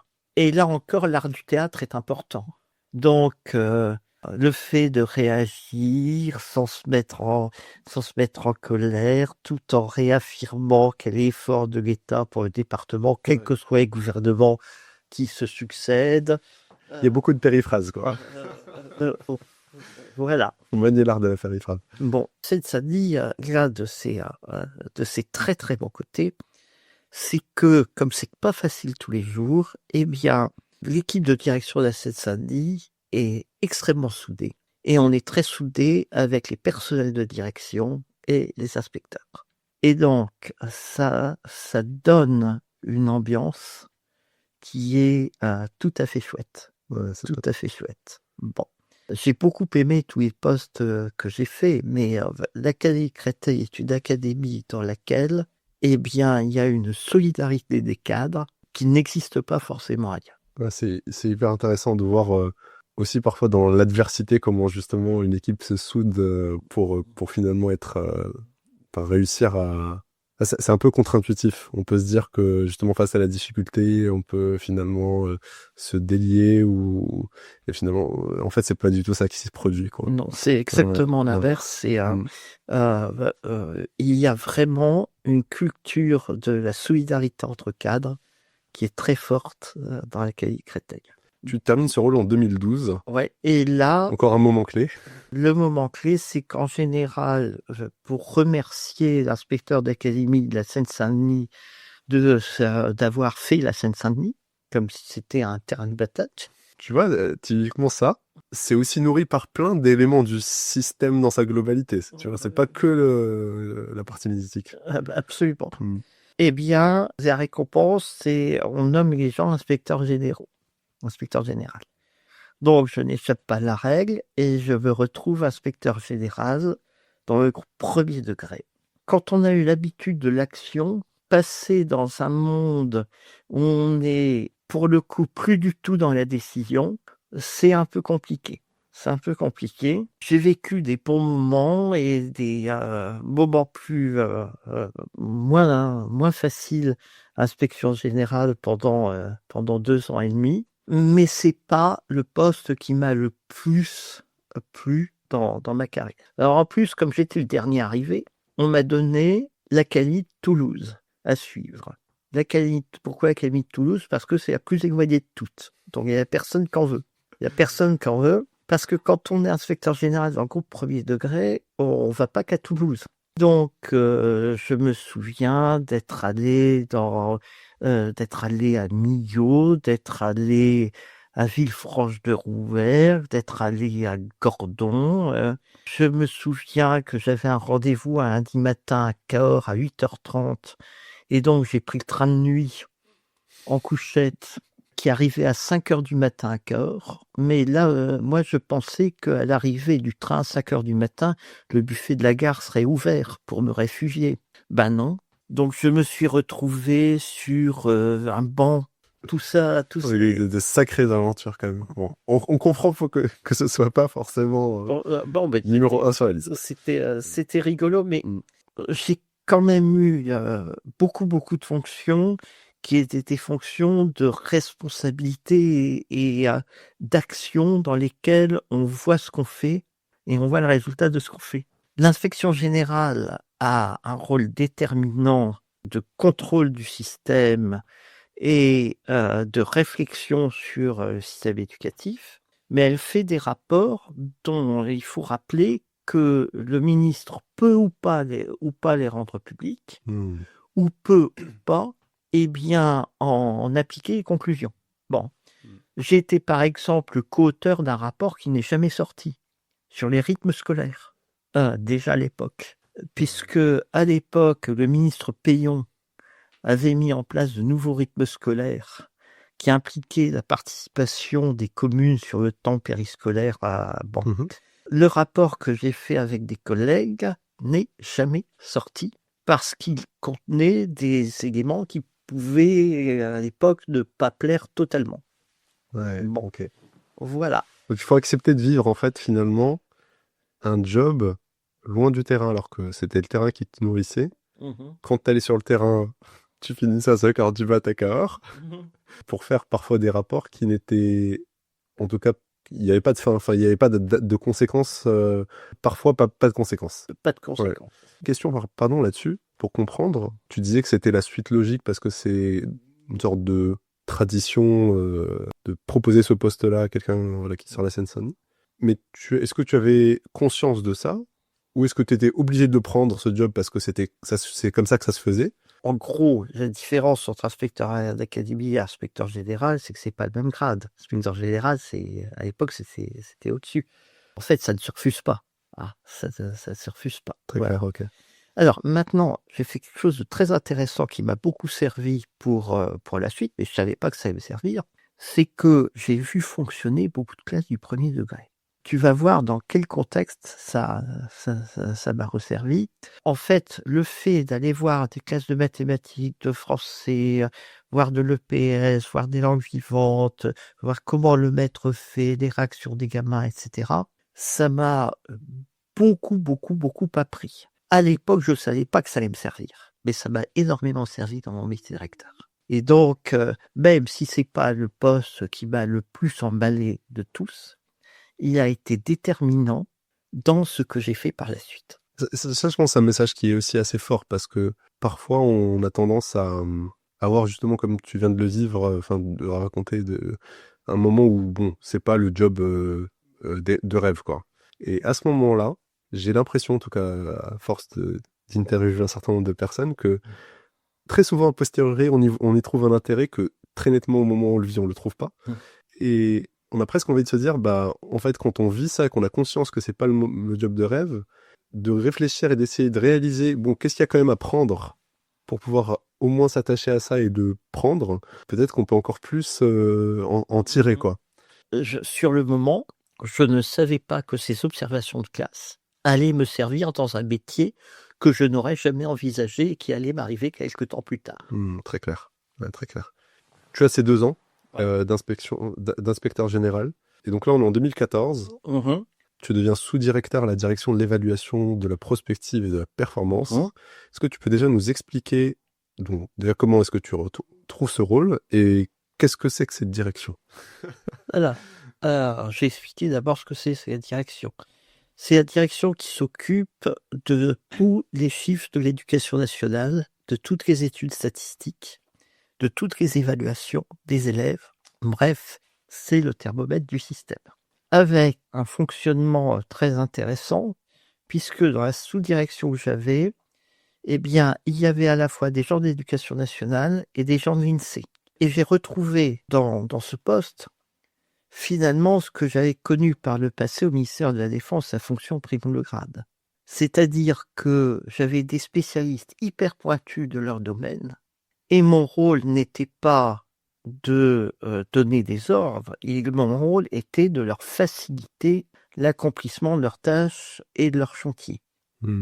Parfois évident. En fait, comment je suis arrivé là?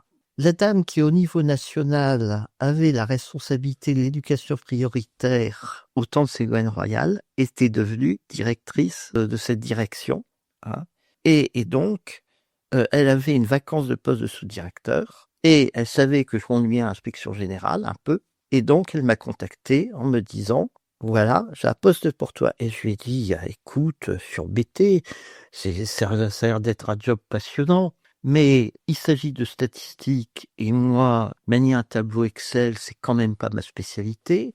Et les évaluations internationales, tout ça repose sur les échanges avec les pays étrangers. Il faut parler anglais.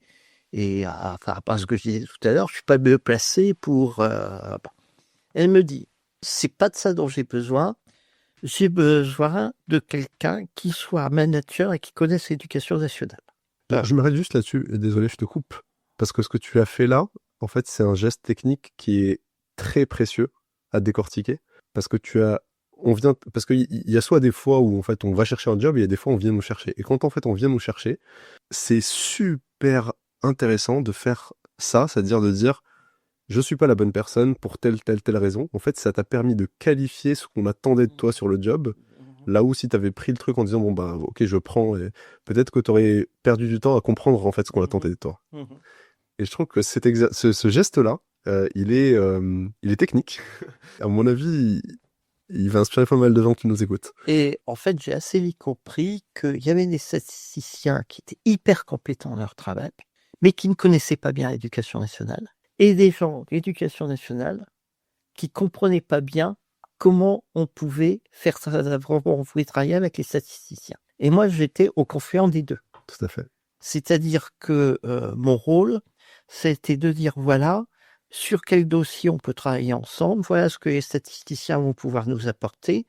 Vous, les statisticiens, écoutez la demande des pédagogues, etc. Donc, ça a été un travail de coordination. Et puis, on s'occupait beaucoup, direction des relations, de la prospective et de la performance, d'un dossier qui était au cœur de la réflexion d'un ministre de l'Éducation nationale, qui était Najat Belkacem, c'était celui de la mixité sociale. Alors, la mixité sociale, c'est un sujet que j'avais rencontré, sur l'éducation prioritaire, que j'avais rencontré en Seine-Saint-Denis. La mixité sociale en Seine-Saint-Denis, c'est un véritable sujet. Il faut savoir que les établissements privés de Seine-Saint-Denis, et c'est pas un jugement de ma part, mais 4 catégories socio-professionnelles les plus favorisées. Jusque-là, rien de nouveau sous le soleil. Et il faut savoir que bien dans la rue où on est, il y a le collège qui est derrière toi, et à 100 mètres, il y a un collège privé. C'est, quand on passe devant les deux collèges, c'est pas complètement la même population. Bon. Et donc, l'ADEP était chargée de faire toutes les études sur la réalité de la mixité sociale et de les présenter à la ministre. Bon, et puis moi, j'avais donc ce dossier. Donc, ça m'a amené à faire des présentations devant la ministre et à être un interlocuteur régulier de son cabinet. C'est-à-dire que là aussi, ça m'a permis d'avoir une visibilité. Oui, deuxième moment de visibilité important. Et donc, ça faisait 2 ans et quelques mois que j'étais à l'ADEP, et un vendredi après-midi, là, c'est quelque chose qui marque, eh bien, le directeur du cabinet Najat Belkacem m'appelle et me dit, voilà, je pense à vous pour être recteur à Limoges, vous avez 10 minutes pour dire oui. J'avais jamais envisagé que j'allais arriver dans la finale de la Ligue des Champions. C'est-à-dire que moi, je me voyais, j'avais 59 ans à l'époque, je me voyais finir ma carrière à l'ADEP, peut-être en passant de sous-directeur à chef de service qui est l'adjoint de la directrice. Bref, je n'avais jamais envisagé la possibilité d'être recteur. D'autant plus que la fonction rectorale, à l'origine, elle est réservée aux professeurs d'université, réservée aux gens qui ont une thèse, une habilitation à diriger des recherches. Ça s'est assoupli dans les années 2015, quelque chose comme 2012, avec la possibilité pour les directeurs d'administration centrale de devenir recteur. Mais jamais un ancien d'ASEN n'était devenu recteur. Il y avait eu la possibilité d'élargir le recrutement en faisant passer les candidats recteurs devant une commission, etc. Mais ça n'avait été mis en place qu'une fois pour la conseillère éducation du Premier ministre ou du Président de la République. Le fait d'être nommé recteur était d'une improbabilité totale. Bon. Et donc l'appel, c'est un gros moment clé parce que tu t'attendais pas une seconde à cet appel. Pas une seconde. Pas une Ouais, c'est incroyable. Pas une seconde. Voilà, ça a été un tournant. Il se passe quoi dans ta tête à ce moment-là, quand tu reçois cet appel, Ben, émotionnellement? émotionnellement, c'est quand même j'étais complètement stupéfait. Complètement stupéfait. Ouais, voilà. C'est-à-dire que c'est quelque chose que je n'aurais pas osé rêver. Alors, il y avait eu des rapports d'inspection générale disant qu'il serait souhaitable que la fonction de recteur soit ouverte à des inspecteurs d'académie, etc. Bon, et ça n'avait jamais été mis en place. Mais du coup, tu coupes la test t'appelle, donc tu coupes, t'as pas encore répondu. D'ailleurs, je sais pas comment tu gères ça, mais du coup, t'avais pas encore dit ni oui ni non. D'accord. Et donc là, tu coupes et il te dit, enfin, en tout cas, la demande, c'est il faut répondre sous 10 minutes, quoi. Ouais, donc on ne peut pas dire non. Voilà. Donc là, très concrètement, tu reprends ton téléphone, tu rappelles Bah oui. et tu dis, j'y vais. Bah oui, oui, Ok. absolument. L'appel, il y a eu un vendredi et j'ai pris mes fonctions 10 jours après. D'accord. 10 jours après. Mais c'était un contexte politique particulier. Pourquoi? On était en mars 2017. Les élections présidentielles, c'était en mai 2010. À l'époque, il y avait une probabilité qu'il n'était pas négligeable que l'extrême droite arrive à la présidence de la République. Mais moi, j'ai mes limites. J'ai mes limites. Et la fonction de recteur fait partie des fonctions qui sont des fonctions totalement à disposition du président de la République. On est nommé en Conseil des ministres par le président de la République. Ma limite à moi, c'était que je ne pouvais pas être recteur avec une présidence exercée par l'extrême droite, très clairement. Et donc, je suis parti pour le rectorat de Limoges, mais pendant 2 mois, j'avais uniquement ma brosse à dents et mon pyjama, parce que je me disais que peut-être ça allait durer 2 mois. J'avais dans ma tête, c'était très clair, c'était très clair. Si jamais j'apprenais dimanche soir à 20h que c'était l'extrême droite qui arrivait à la présidence de la République, eh bien là, j'envoyais ma démission dans la foulée. Je ne voulais pas être recteur d'un gouvernement d'extrême droite. Voilà. C'était très clair, tu avais ta limite. J'avais ma limite. Et finalement, c'est pas ce qui est arrivé. Donc, t'as pu ramener d'autres avis. j'ai pu rester. Il y a eu une petite polémique. Parce que le fait que je devienne recteur, ça n'a pas plu à un certain nombre de recteurs en poste qui étaient, eux, des universitaires. Oui. Bon, qui n'ont pas aimé du tout. Et là, j'ai quand même eu un gros coup de chance. On ne savait pas qu'il allait devenir ministre de l'Éducation nationale. Le secrétaire général de l'Élysée annonce la composition du gouvernement et annonce Jean-Michel Blanquer comme ministre de l'Éducation nationale. Et à la première réunion de recteurs qui a suivi, les mêmes collègues qui n'avaient pas du tout apprécié ma nomination ont découvert que Jean-Michel Blanquer me connaissait bien. Bon. Et pas que Jean-Michel Blanquer. Dans mes souvenirs, tu m'avais dit que tu avais aussi son directeur de cabinet. Son directeur de cabinet, Christophe Pierrot, que je tutoyais. Que tu avais managé, en fait, dans sa carrière. Bon, en plus, qui avait été... dont j'avais été tuteur quand il était devenu inspecteur. Bon. Et ce qui est d'ailleurs improbable, parce que quand on connaît la carrière de Jean-Michel Blanquer, il a été directeur de l'ESSEC pendant très longtemps. Donc, il n'arrive pas lui aussi par une voie classique. Donc, c'est improbable quand même.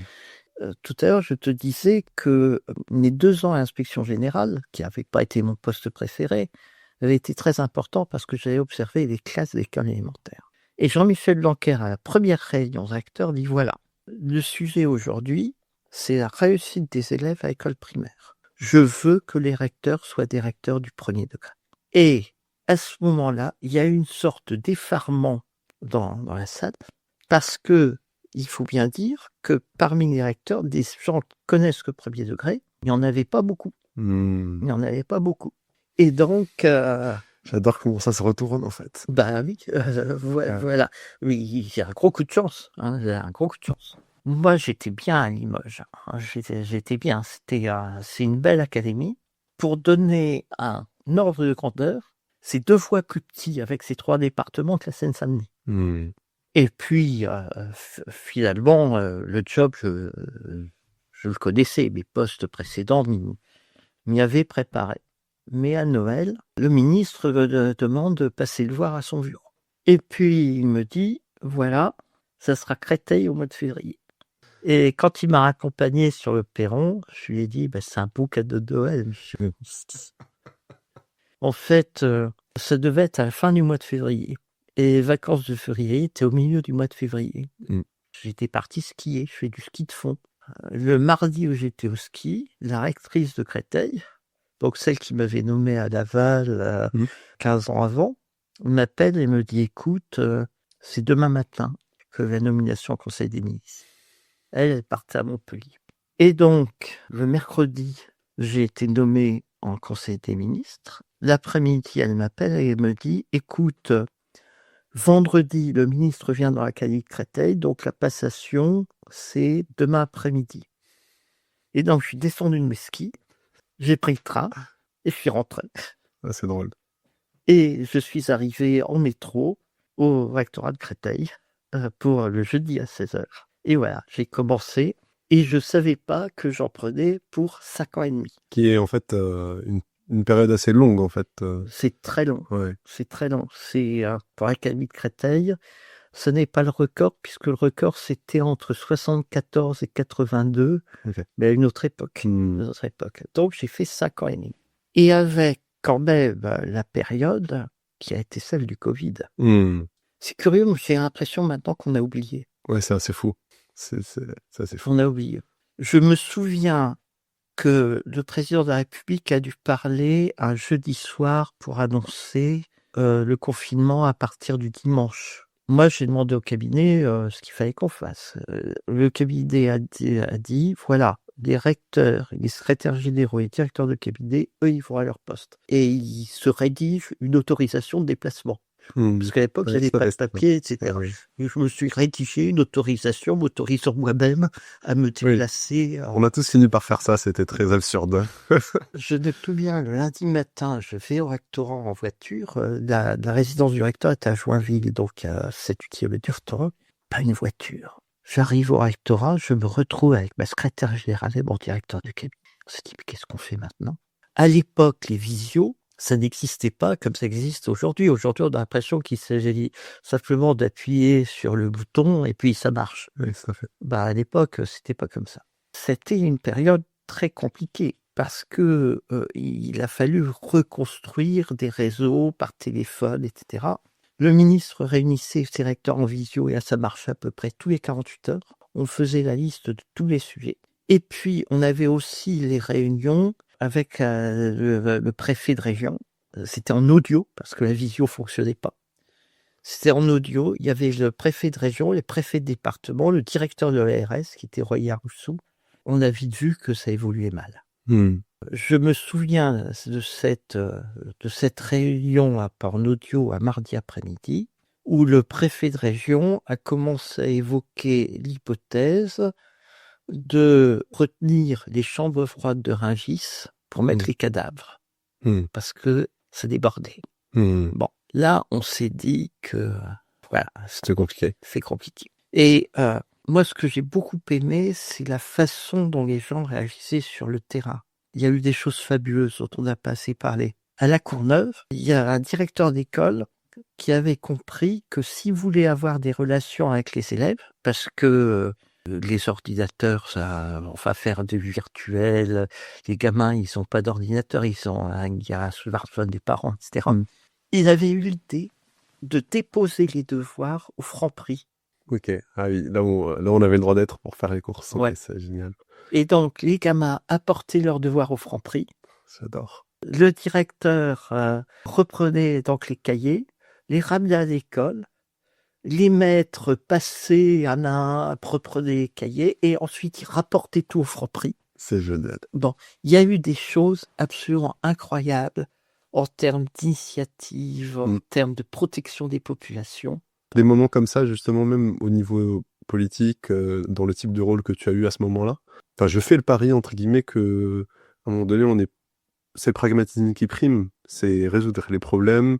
Tout à l'heure, tu parlais de recteur du premier degré, certains qui se disent attends, qu'est-ce qu'il fait là, nanana, etc. Je pense que tout ça s'efface dans ces moments-là. Ça, c'est Et du coup, finalement, même si c'est une période très difficile et dans l'adversité, tu vis quand même cette fonction-là pleinement parce que tu la vis aussi avec des gens qui tous essayent de trouver des solutions. Alors, je vais te donner un exemple. Il y avait un certain nombre d'écoles qui étaient restées ouvertes pour les enfants de soignants, Ok, oui. avec des maîtres volontaires. Et un jour, le préfet de la Seine-Saint-Denis, Georges-François Leclerc, qui est quelqu'un avec lequel je me suis parfaitement entendu, m'appelle et me dit: écoute, Daniel, j'aurais besoin que tu m'ouvres les écoles pour les enfants de postiers. Je dis à Jean-François: écoute, c'est pas dans la consigne, qu'est-ce que je dis au cabinet du ministre, pourquoi les postiers? Il dit: voilà, parce qu'en Seine-Saint-Denis, les gens qui touchent le RSA, eh bien, la très grande majorité d'entre eux n'ont pas de carte de crédit. Ouais. Donc, si la poste n'est pas ouverte, eh bien, ils ne pourront pas toucher leur argent et ils ne pourront pas donc aller, au commerce, acheter les essentiels, etc. Et donc, c'est comme ça que j'ai pris l'initiative d'ouvrir les écoles pour les enfants de postiers. C'est produit qu'ici. Ça s'est produit qu'ici. Ouais. Ça s'est produit qu'ici. Pourtant, le cabinet nous avait bien mis en garde en disant: attention, parce que si vous commencez à ouvrir une telle catégorie, après, ça arrive. Donc, c'est les enfants de soignants, les enfants de pompiers, les enfants, etc. Bon, mais moi, à un moment, j'ai dit: banco, on fait les enfants de postiers. On a été dans une période qui a été très dure à vivre, mais en même temps, ce sont les initiatives prises localement qui marchaient. Oui, bien sûr. Qui marchaient. Mais je trouve que c'est une belle période pour réaliser ça, parce que il y a toujours cette tension entre les décisions centralisées et les décisions locales, et parfois il y a du bon dans les deux, et voilà, ça dépend des situations, des types de décisions. Mais c'est vrai que ça a donné la part belle quand même aux décisions locales, typiquement le cas dont tu viens de parler. Un jour, je téléphone à un proviseur et il me dit: ah vous savez, cher recteur, ce que je fais, c'est que je fais des visios avec tous mes profs, une fois par semaine. Je lui dis: mais ça marche? Il dit: oui, voilà l'outil que j'emploie, mais pas très connu en France, etc. Je lui dis: ah oui, vous me donnez les références, etc. Et c'est comme ça que j'ai pu installer un outil de visio pour communiquer à cause d'un proviseur qui avait trouvé un outil qui marchait, etc. Pragmatisme. Bon. C'est génial. Pragmatisme le plus total. C'est génial. Bon, donc, mais encore une fois, alors je dis pas que c'était une période facile à vivre, hein, mais c'est une période dans laquelle l'initiative des gens a conduit à fabriquer du bien commun, en quelque sorte. Exactement. Hein, c'était quelque chose de fabuleux. Donc, j'ai vécu 5 ans et demi à Créteil de pur bonheur, en plus avec 2 chantiers extrêmement importants. Un chantier au sens propre, qui était le nouveau rectorat. Construire un nouveau rectorat en faisant un projet de service, en disant: voilà comment on va trouver un bâtiment, c'est pas simplement des mètres carrés, comment on va trouver un bâtiment qui facilite le fonctionnement des services, etc. C'était absolument passionnant. Et puis, l'Académie de Créteil, c'est l'Académie des Jeux Olympiques. Pourquoi? Parce que le village des athlètes, c'est Saint-Ouen-Saint-Denis, c'est le Stade de France pour les épreuves d'athlétisme, c'est la piscine olympique qui s'est construite à côté du Stade de France, c'est les épreuves paralympiques qui ont eu lieu dans toute la Seine-Saint-Denis, en particulier le cyclisme, c'est le canoë-kayak qui a eu lieu en Seine-et-Marne à Vers-sur-Marne. Dans le Val-de-Marne, il n'y a rien, sauf qu'il y a l'INSEP, qui est dans le bois de Vincennes. Alors, le bois de Vincennes appartient à Paris, mais ça, j'ai annexé le bois de Vincennes. Mais les élèves de l'INSEP, ils vont en scolarité à Saint-Maur et à Vincennes, donc dans les lycées de l'Académie de Créteil. Donc, moi, je considérais que j'étais le recteur des Jeux Olympiques. Et j'avais une stratégie derrière tout ça, qui était, voilà, l'Académie de Créteil a mauvaise réputation, les faits divers, etc. Les Jeux Olympiques sont une chance pour l'image de l'Académie de Créteil. Tout à fait. Et j'ai beaucoup travaillé là-dessus avec les ministres des Sports successifs, Roxana Barissano et puis Amélie Oudéa-Castéra. Avec Roxana Barissano, on a fait le relais qui passait d'hôpital en hôpital en juin qui a suivi le Covid. On courait, c'était très bien. Et Amélie Oudéa-Castéra, elle venait souvent dans l'Académie de Créteil, elle n'avait pas eu son expérience malheureuse à l'époque de ministre de l'Éducation nationale qui n'a pas très bien marché. Donc, j'ai conservé de l'Académie de Créteil Enfin, pour moi, ça a été 5 années fabuleuses et avec cette mission qui est que moi je disais à mes cadres et c'est encore resté, semble-t-il. Ça paraît d'ailleurs dans un post LinkedIn, dans les commentaires, la plus belle académie du monde. Pourquoi la plus belle académie du monde? Parce que c'est celle où les élèves, où les enfants ont le plus besoin de l'école. Et ça me renvoie à la carte que je vous citais tout à l'heure, hein. Quand on voit cette coïncidence entre la grande pauvreté et l'absence de scolarisation et de diplôme pour les 15-24 ans, eh bien, on se dit que vraiment, l'école, c'est un instrument d'égalité des chances pour les enfants de l'Académie de Créteil. Avec le fait que c'est pas seulement la Seine-Saint-Denis qui est concernée, c'est aussi une bonne partie de l'ouest du Val-de-Marne, et c'est tout le pourtour de la Seine-et-Marne, qui est un grand lieu de paupérisation, le pourtour de la Seine-et-Marne, sur la partie est et sur la partie sud. Donc, ce que j'expliquais aux professeurs stagiaires, c'est que ils avaient dû pleurer en apprenant leur affectation à l'Académie de Créteil dès qu'ils arrivaient dans la plus belle académie du monde, parce que c'était là où on avait le plus besoin d'eux. Et on revient à la question du sens. Voilà. Ouais, qui était très nette. Bon. Enfin, Et donc, j'avais découvert ça à Limoges. À Limoges, je fais la réunion des professeurs renouvellement au concours. Alors, ils font leur formation dans l'académie d'origine, et puis, au bout d'un an, ils sont envoyés au mouvement national. Dans le je leur dis félicitations, vous avez le concours, c'est pas facile, voilà. Alors maintenant, on vous prépare dans l'académie de Limoges, mais un fonctionnaire, c'est fait pour aller où le service public a besoin de vous, hein. Et donc, les académies où vous allez, où vous risquez d'aller l'année prochaine, c'est Lille, Amiens, Rouen, Versailles, Créteil. Non, monsieur, pas Créteil. Je savais pas que j'allais devenir recteur. Ah, expliquez-moi, pourquoi pas Créteil? Et à ce moment-là, il y a tous les clichés qui sont sortis.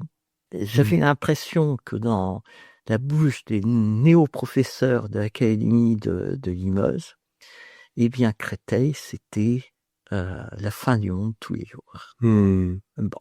Alors, à côté de ça, il y a un vrai sujet, et j'ai essayé de me battre et j'y suis pas complètement arrivé, c'est que une fois qu'on a dépassé les clichés et que les gens comprennent que l'académie Créteil, c'est autre chose que ce qu'ils pensent, quand on est affecté prof en Seine-Saint-Denis, la question elle se pose la manière suivante. Quand vous êtes prof à Limoges, pour 600 €, vous avez 40 mètres carrés au bord de la Vienne avec un jardin. Pour 600 €, qu'est-ce que vous avez comme logement quand vous êtes en région parisienne? Et donc, il y a un véritable sujet qui est la capacité de l'État à accueillir décemment ces néo-fonctionnaires. Et les policiers ont le même problème, hein. La magistrature a les mêmes problèmes. Mais pour l'instant, je dois dire que c'est un sujet, j'ai essayé de me battre là-dessus, mais c'est un sujet interministériel extrêmement complexe et sur lequel on n'a pas progressé de manière totalement efficace. Et donc là arrive quand même l'épisode de la fin de cette période à l'Académie de Créteil, qui, encore une fois, a duré assez longtemps, mais qui se termine pas du tout comme tu l'aurais imaginé. Est-ce que tu peux nous parler de cet épisode-là? Parce que oui, alors, je pense qu'il est clé aussi. Les promesses n'engageant que ceux qui les croient, moi j'y avais cru. J'avais rencontré le directeur de cabinet de l'époque, du ministre qui a suivi Jean-Michel Blanquer. J'avais cru comprendre qu'il voulait me nommer recteur de région académique. Mais moi j'avais dit, écoute, j'ai le nouveau rectorat, j'ai les Jeux Olympiques, je vais avoir 66 ans, ben, ce que je souhaite, c'est terminer dans l'académie de Créteil. Bon. Et donc, moi, j'avais cru que... Voilà. Mais dans la fonction de recteur, il y a quelque chose qu'on oublie parfois, c'est que recteur, c'est un CDD qui va du mercredi au mercredi. J'aime beaucoup cette formule. Bon. Et donc, il s'est passé, voilà, ce que beaucoup de gens ont pu avoir, mais c'est brutal. C'est le fait de recevoir un coup de téléphone dans lequel on dit, bah voilà, tu as une successrice en conseil des ministres, on te nomme président du conseil d'évaluation d'école, au revoir. J'avais quand même bâti en 5 ans et demi quelque chose, et en gros, en 5 minutes, on apprend que le lendemain, on n'est plus là. Moi, je trouve que c'est c'est d'une violence. Enfin, c'est un peu naïf, certainement, de le penser de ma part, mais quand même, je trouve ça fort. Enfin, Mais c'est-à-dire qu'on m'aurait dit 2 mois avant, écoute, 5 ans et demi en Seine-Saint-Denis, t'as fait ton temps, oui, on t'avait dit que, mais tu comprends. Je crois que j'aurais mieux vécu, hein, et puis j'aurais le temps de me préparer. Bon, et puis il y a des problèmes matériels qui se posent. C'est-à-dire que heureusement, j'avais appris du recteur Barois que quand on était recteur, il fallait toujours conserver un point de chute parce qu'on risquait de se faire virer du mercredi au mercredi, et il fallait pas être sans logement. Donc, on avait ce logement-ci qu'on n'évitait pas, mais enfin, trouver un déménageur au mois de juillet, c'est pas si évident que ça. Enfin, non, c'est complètement faux. voilà. Donc, c'est comme ça que j'ai quitté le rectorat de Créteil en moins de 24 heures. Et en plus, quand on connaît la suite de l'histoire où ce ministre a duré 3 semaines. 1 semaine. Ah, 1 semaine. Moi, je pensais 3. C'est encore pire que ce que je pensais. Il est parti à celle suivante. C'est OK. Il est parti à celle. Bon, Donc, bon. alors, cela dit, les 2 dernières années avant de cesser définitivement de mon travail au bout de 49 ans et 11 mois ont été tout à fait intéressantes. Et pardon, cesser, pris le café juste avant de démarrer, tu m'expliquais qu'encore aujourd'hui, tu formes énormément de personnes, tu es sollicité, enfin, tu n'as pas arrêté ton activité, c'est juste que cette partie de ta carrière est révolue. Bon, voilà. Alors, pour l'instant, on me demande encore de faire des choses. Voilà. Bon, j'ai passé 2 ans au conseil d'évaluation de l'école, qui est une instance qui a été voulue par la loi comme indépendante, avec des députés, des sénateurs, des personnalités qualifiées, pour avoir un regard sur le système éducatif et pouvoir dire ce qui se passe de bien à partir d'évaluation. Ce n'est pas du tout le même métier que la direction d'évaluation de la prospective et de la performance dont je parlais tout à l'heure, qui est une direction du ministère. Là, on est vraiment dans une instance qui a été voulue comme indépendante. La question, c'est que je me suis aperçu pendant ces 2 ans que ça dérangeait un peu qu'il y ait une instance indépendante qui commence à jeter un regard avec des élus et des personnalités qualifiées sur les résultats du système éducatif. Bon, un premier sujet. Deuxième sujet, j'ai été confronté à une période extrêmement compliquée. Pour tout dire, quand j'ai quitté mon poste à Créteil, c'est le ministre Papandia qui m'a fixé mes objectifs du conseil d'évaluation de l'école. Bon, 1 semaine après, il n'était plus là. Ensuite, Gabriel Attal, ministre de l'Éducation nationale, m'a assuré de son soutien indéfectible dans la durée. Voilà. Et ça, en janvier, il n'était plus là. Ensuite, j'ai échangé au téléphone avec Amélie Oudéa-Castéra qui m'a dit que c'est ce que je faisais était très important et puis on se connaissait pour les Jeux Olympiques, etc. Elle m'a dit qu'on allait travailler ensemble. Au bout de 2 mois, elle était partie. Ensuite, Nicole Belloubet, elle avait été rectrice à Limoges. Ça crée des liens. Elle a dit, c'est très intéressant ce que vous faites, on aura l'occasion de travailler ensemble, etc. On commence un peu à travailler dissolution. En fait, c'est vraiment une mauvaise blague. C'est malin. Arrive un couple de ministres, Anne Genté et puis Monsieur Portier, je ne sais plus son prénom. Ah, il trouve que ce que je fais est très intéressant et qu'on va pouvoir travailler ensemble. Et Monsieur Portier, qui avait l'enseignement professionnel, il dit on va évaluer la réforme de l'enseignement professionnel, etc. 3 mois après, Il n'y a plus personne. 3 mois après, il y a plus personne. Arrive Elisabeth Borne. Le jour où on fait cet enregistrement, on ne sait pas ce que sera l'avenir. Tout à fait. Elisabeth Borne, la première fois que je l'ai vue, m'a dit écoutez, moi je comprends rien au fonctionnement de ce ministère. Il y a des tas de gens qui évaluent le système éducatif et à l'arrivée, les résultats sont totalement contradictoires. Comment voulez-vous que je construise une politique avec ça? J'ai trouvé que c'était une approche extrêmement intéressante, mais voilà. Et puis, à côté de ça, eh bien, alors nous avons été confrontés aussi, j'étais confronté au fait que certains voulaient nous supprimer. C'est-à-dire qu'il y a une première offensive dans le cadre du budget de l'année dernière, où une députée avait trouvé qu'on était budgétivore et donc voulait nous supprimer parce qu'on était un comité Théodule. c'était sa formule. Hmm. Et au moment de la loi sur la simplification de la vie économique, qui n'est toujours pas votée, on voulait nous supprimer parce que là encore, on était redondant avec je sais plus quoi, etc. Et donc, j'ai découvert un nouveau métier que je ne connaissais pas, qui était le métier de lobbyiste. Ok. C'est-à-dire, dans toutes les fonctions que j'avais eues jusque-là, eh bien, j'étais légitime parce que j'avais la fonction. Hmm. Là, j'ai dû commencer à aller voir des sénateurs, des députés, et puis à essayer de vendre mon truc, à essayer d'expliquer que ce qu'on faisait, c'était intéressant. Ah, c'est hyper intéressant. Bon, à utiliser les médias pour montrer la légitimité de ce que je faisais, à recourir à Twitter, à LinkedIn de manière extrêmement importante pour montrer qu'on existait. Bref, j'ai découvert à l'âge de 66 ans un nouveau métier qui n'est pas inintéressant, mais qui m'a apporté des compétences que je n'avais pas. Ouais, c'est hyper intéressant. Mais c'est vrai que cette différence entre une organisation où la légitimité est là de facto et celle qu'il faut en fait nourrir et protéger, c'est vrai que c'est tellement différent dans la manière d'exécuter finalement sa feuille de route, quoi. Totalement. Ah oui. Et au début, je suis parti sur un contresens, c'est-à-dire que j'ai pensé au début que j'étais légitime, enfin que cette l'évaluation de l'école était légitime, Tout à fait.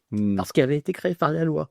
Et je me suis aperçu qu'il ne l'était pas. Qu'il n'était pas indéboulonnable. Bon, et qu'il fallait donc le protéger et donc faire du lobbying pour essayer de le protéger. C'est passionnant.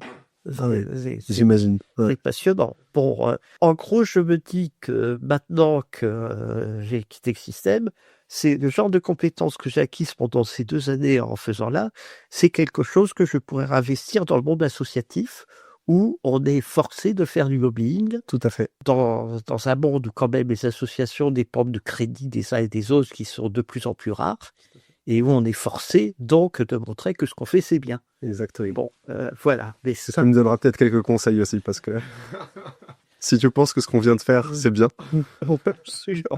pour que ça soit plus entendu. Alors, il y a un sujet auquel, en tant qu'agrégé de lettres classiques, je voulais répondre même si la question n'est pas posée. Est-ce que Tu as carte blanche. Ma carrière est une épopée? Mais je te laisse répondre à la question. Moi j'ai ma réponse. Je suis pas sûr que ça soit une épopée au sens antique du terme. Dans l'épopée, il y a une sorte d'accomplissement par la bravoure, la gloire, etc. Là, tu l'as bien compris, je n'ai pas une carrière linéaire. J'ai eu une carrière qui a été faite de rebonds successifs, mais de rebonds au sens boule de billard, en quelque sorte, dans laquelle je n'avais aucun projet de carrière.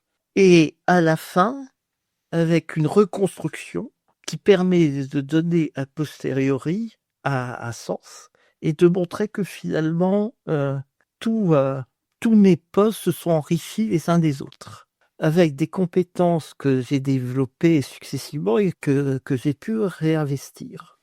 Est-ce qu'on est dans l'épopée? Je n'en suis pas sûr. Est-ce qu'on n'est pas plutôt dans le roman d'initiation? Est-ce qu'on n'est pas un peu dans le roman picaresque? Est-ce qu'on n'est pas plus proche de Barry Lyndon que d'Odyssée? Voilà, c'est des questions que je me pose. C'est d'excellentes questions. Alors, je peux peut-être un petit droit de réponse. La manière dont j'ai pensé ce terme, en gros, ma réflexion, c'était de dire que finalement, chaque personne, au travers d'une carrière et au travers du temps long, vit des choses qui sont parfois intentionnelles, parfois pas intentionnelles, parfois accidentelles, etc. Mais il y a des hauts et des bas, il y a des réussites, il y a des échecs, il y a des moments où on sait exactement ce qu'on a envie de faire ou pas. Il y a des moments où on se dit le coup d'après, je le maîtrise ou pas. Il y a des acteurs qui viennent justement influer sur l'histoire. Certains sont déterminants, certains sont secondaires. Il y a parfois des coups du sort. Il y a un côté épique dans toute histoire de vie professionnelle. Et d'ailleurs, l'histoire de vie professionnelle n'est pas indissociable de l'histoire de vie personnelle. Ma conviction, très profonde, c'est que tout le monde doit être en capacité de valoriser ce qu'il est en train de faire et de le vivre pleinement, parce qu'on a tous aussi ce devoir finalement par rapport à l'action qu'on mène, aux impacts que notre travail a. Et moi, je crois même que on est tous en train de vivre une grande épopée. Il n'y en a pas une qui est plus grande que l'autre. La tienne est une grande épopée. Je suis en train d'en vivre une et tout le monde vit la sienne. Et c'est pour ça que D'ailleurs, quand j'interviewe sur les grandes épopées, je cherche pas à interviewer que des personnes qui avaient exactement le plan dès le départ, qui ont atteint des choses hors du commun pour le commun des mortels, on va dire, pour ce qui se définit comme étant hors du commun. Je crois beaucoup à ce terme de singularité. Voilà, chacun, en fait, vit quelque chose de très différent. Il n'y aura pas des histoires qui vont se ressembler. Et moi, j'ai envie de valoriser ça. Et c'est pour ça que j'ai volontairement, à dessein, utilisé ce terme qui peut parfois paraître présomptueux, de grande épopée. Voilà. Merci pour ce très bon moment.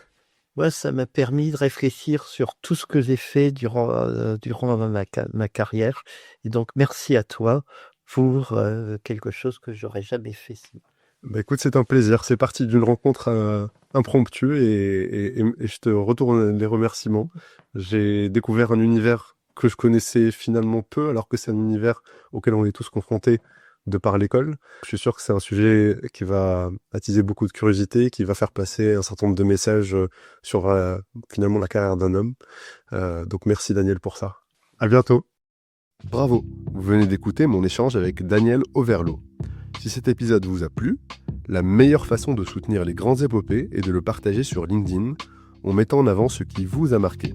Pour ne manquer aucun épisode, abonnez-vous sur votre plateforme de podcast préférée et je vous donne rendez-vous dans 15 jours pour le prochain épisode.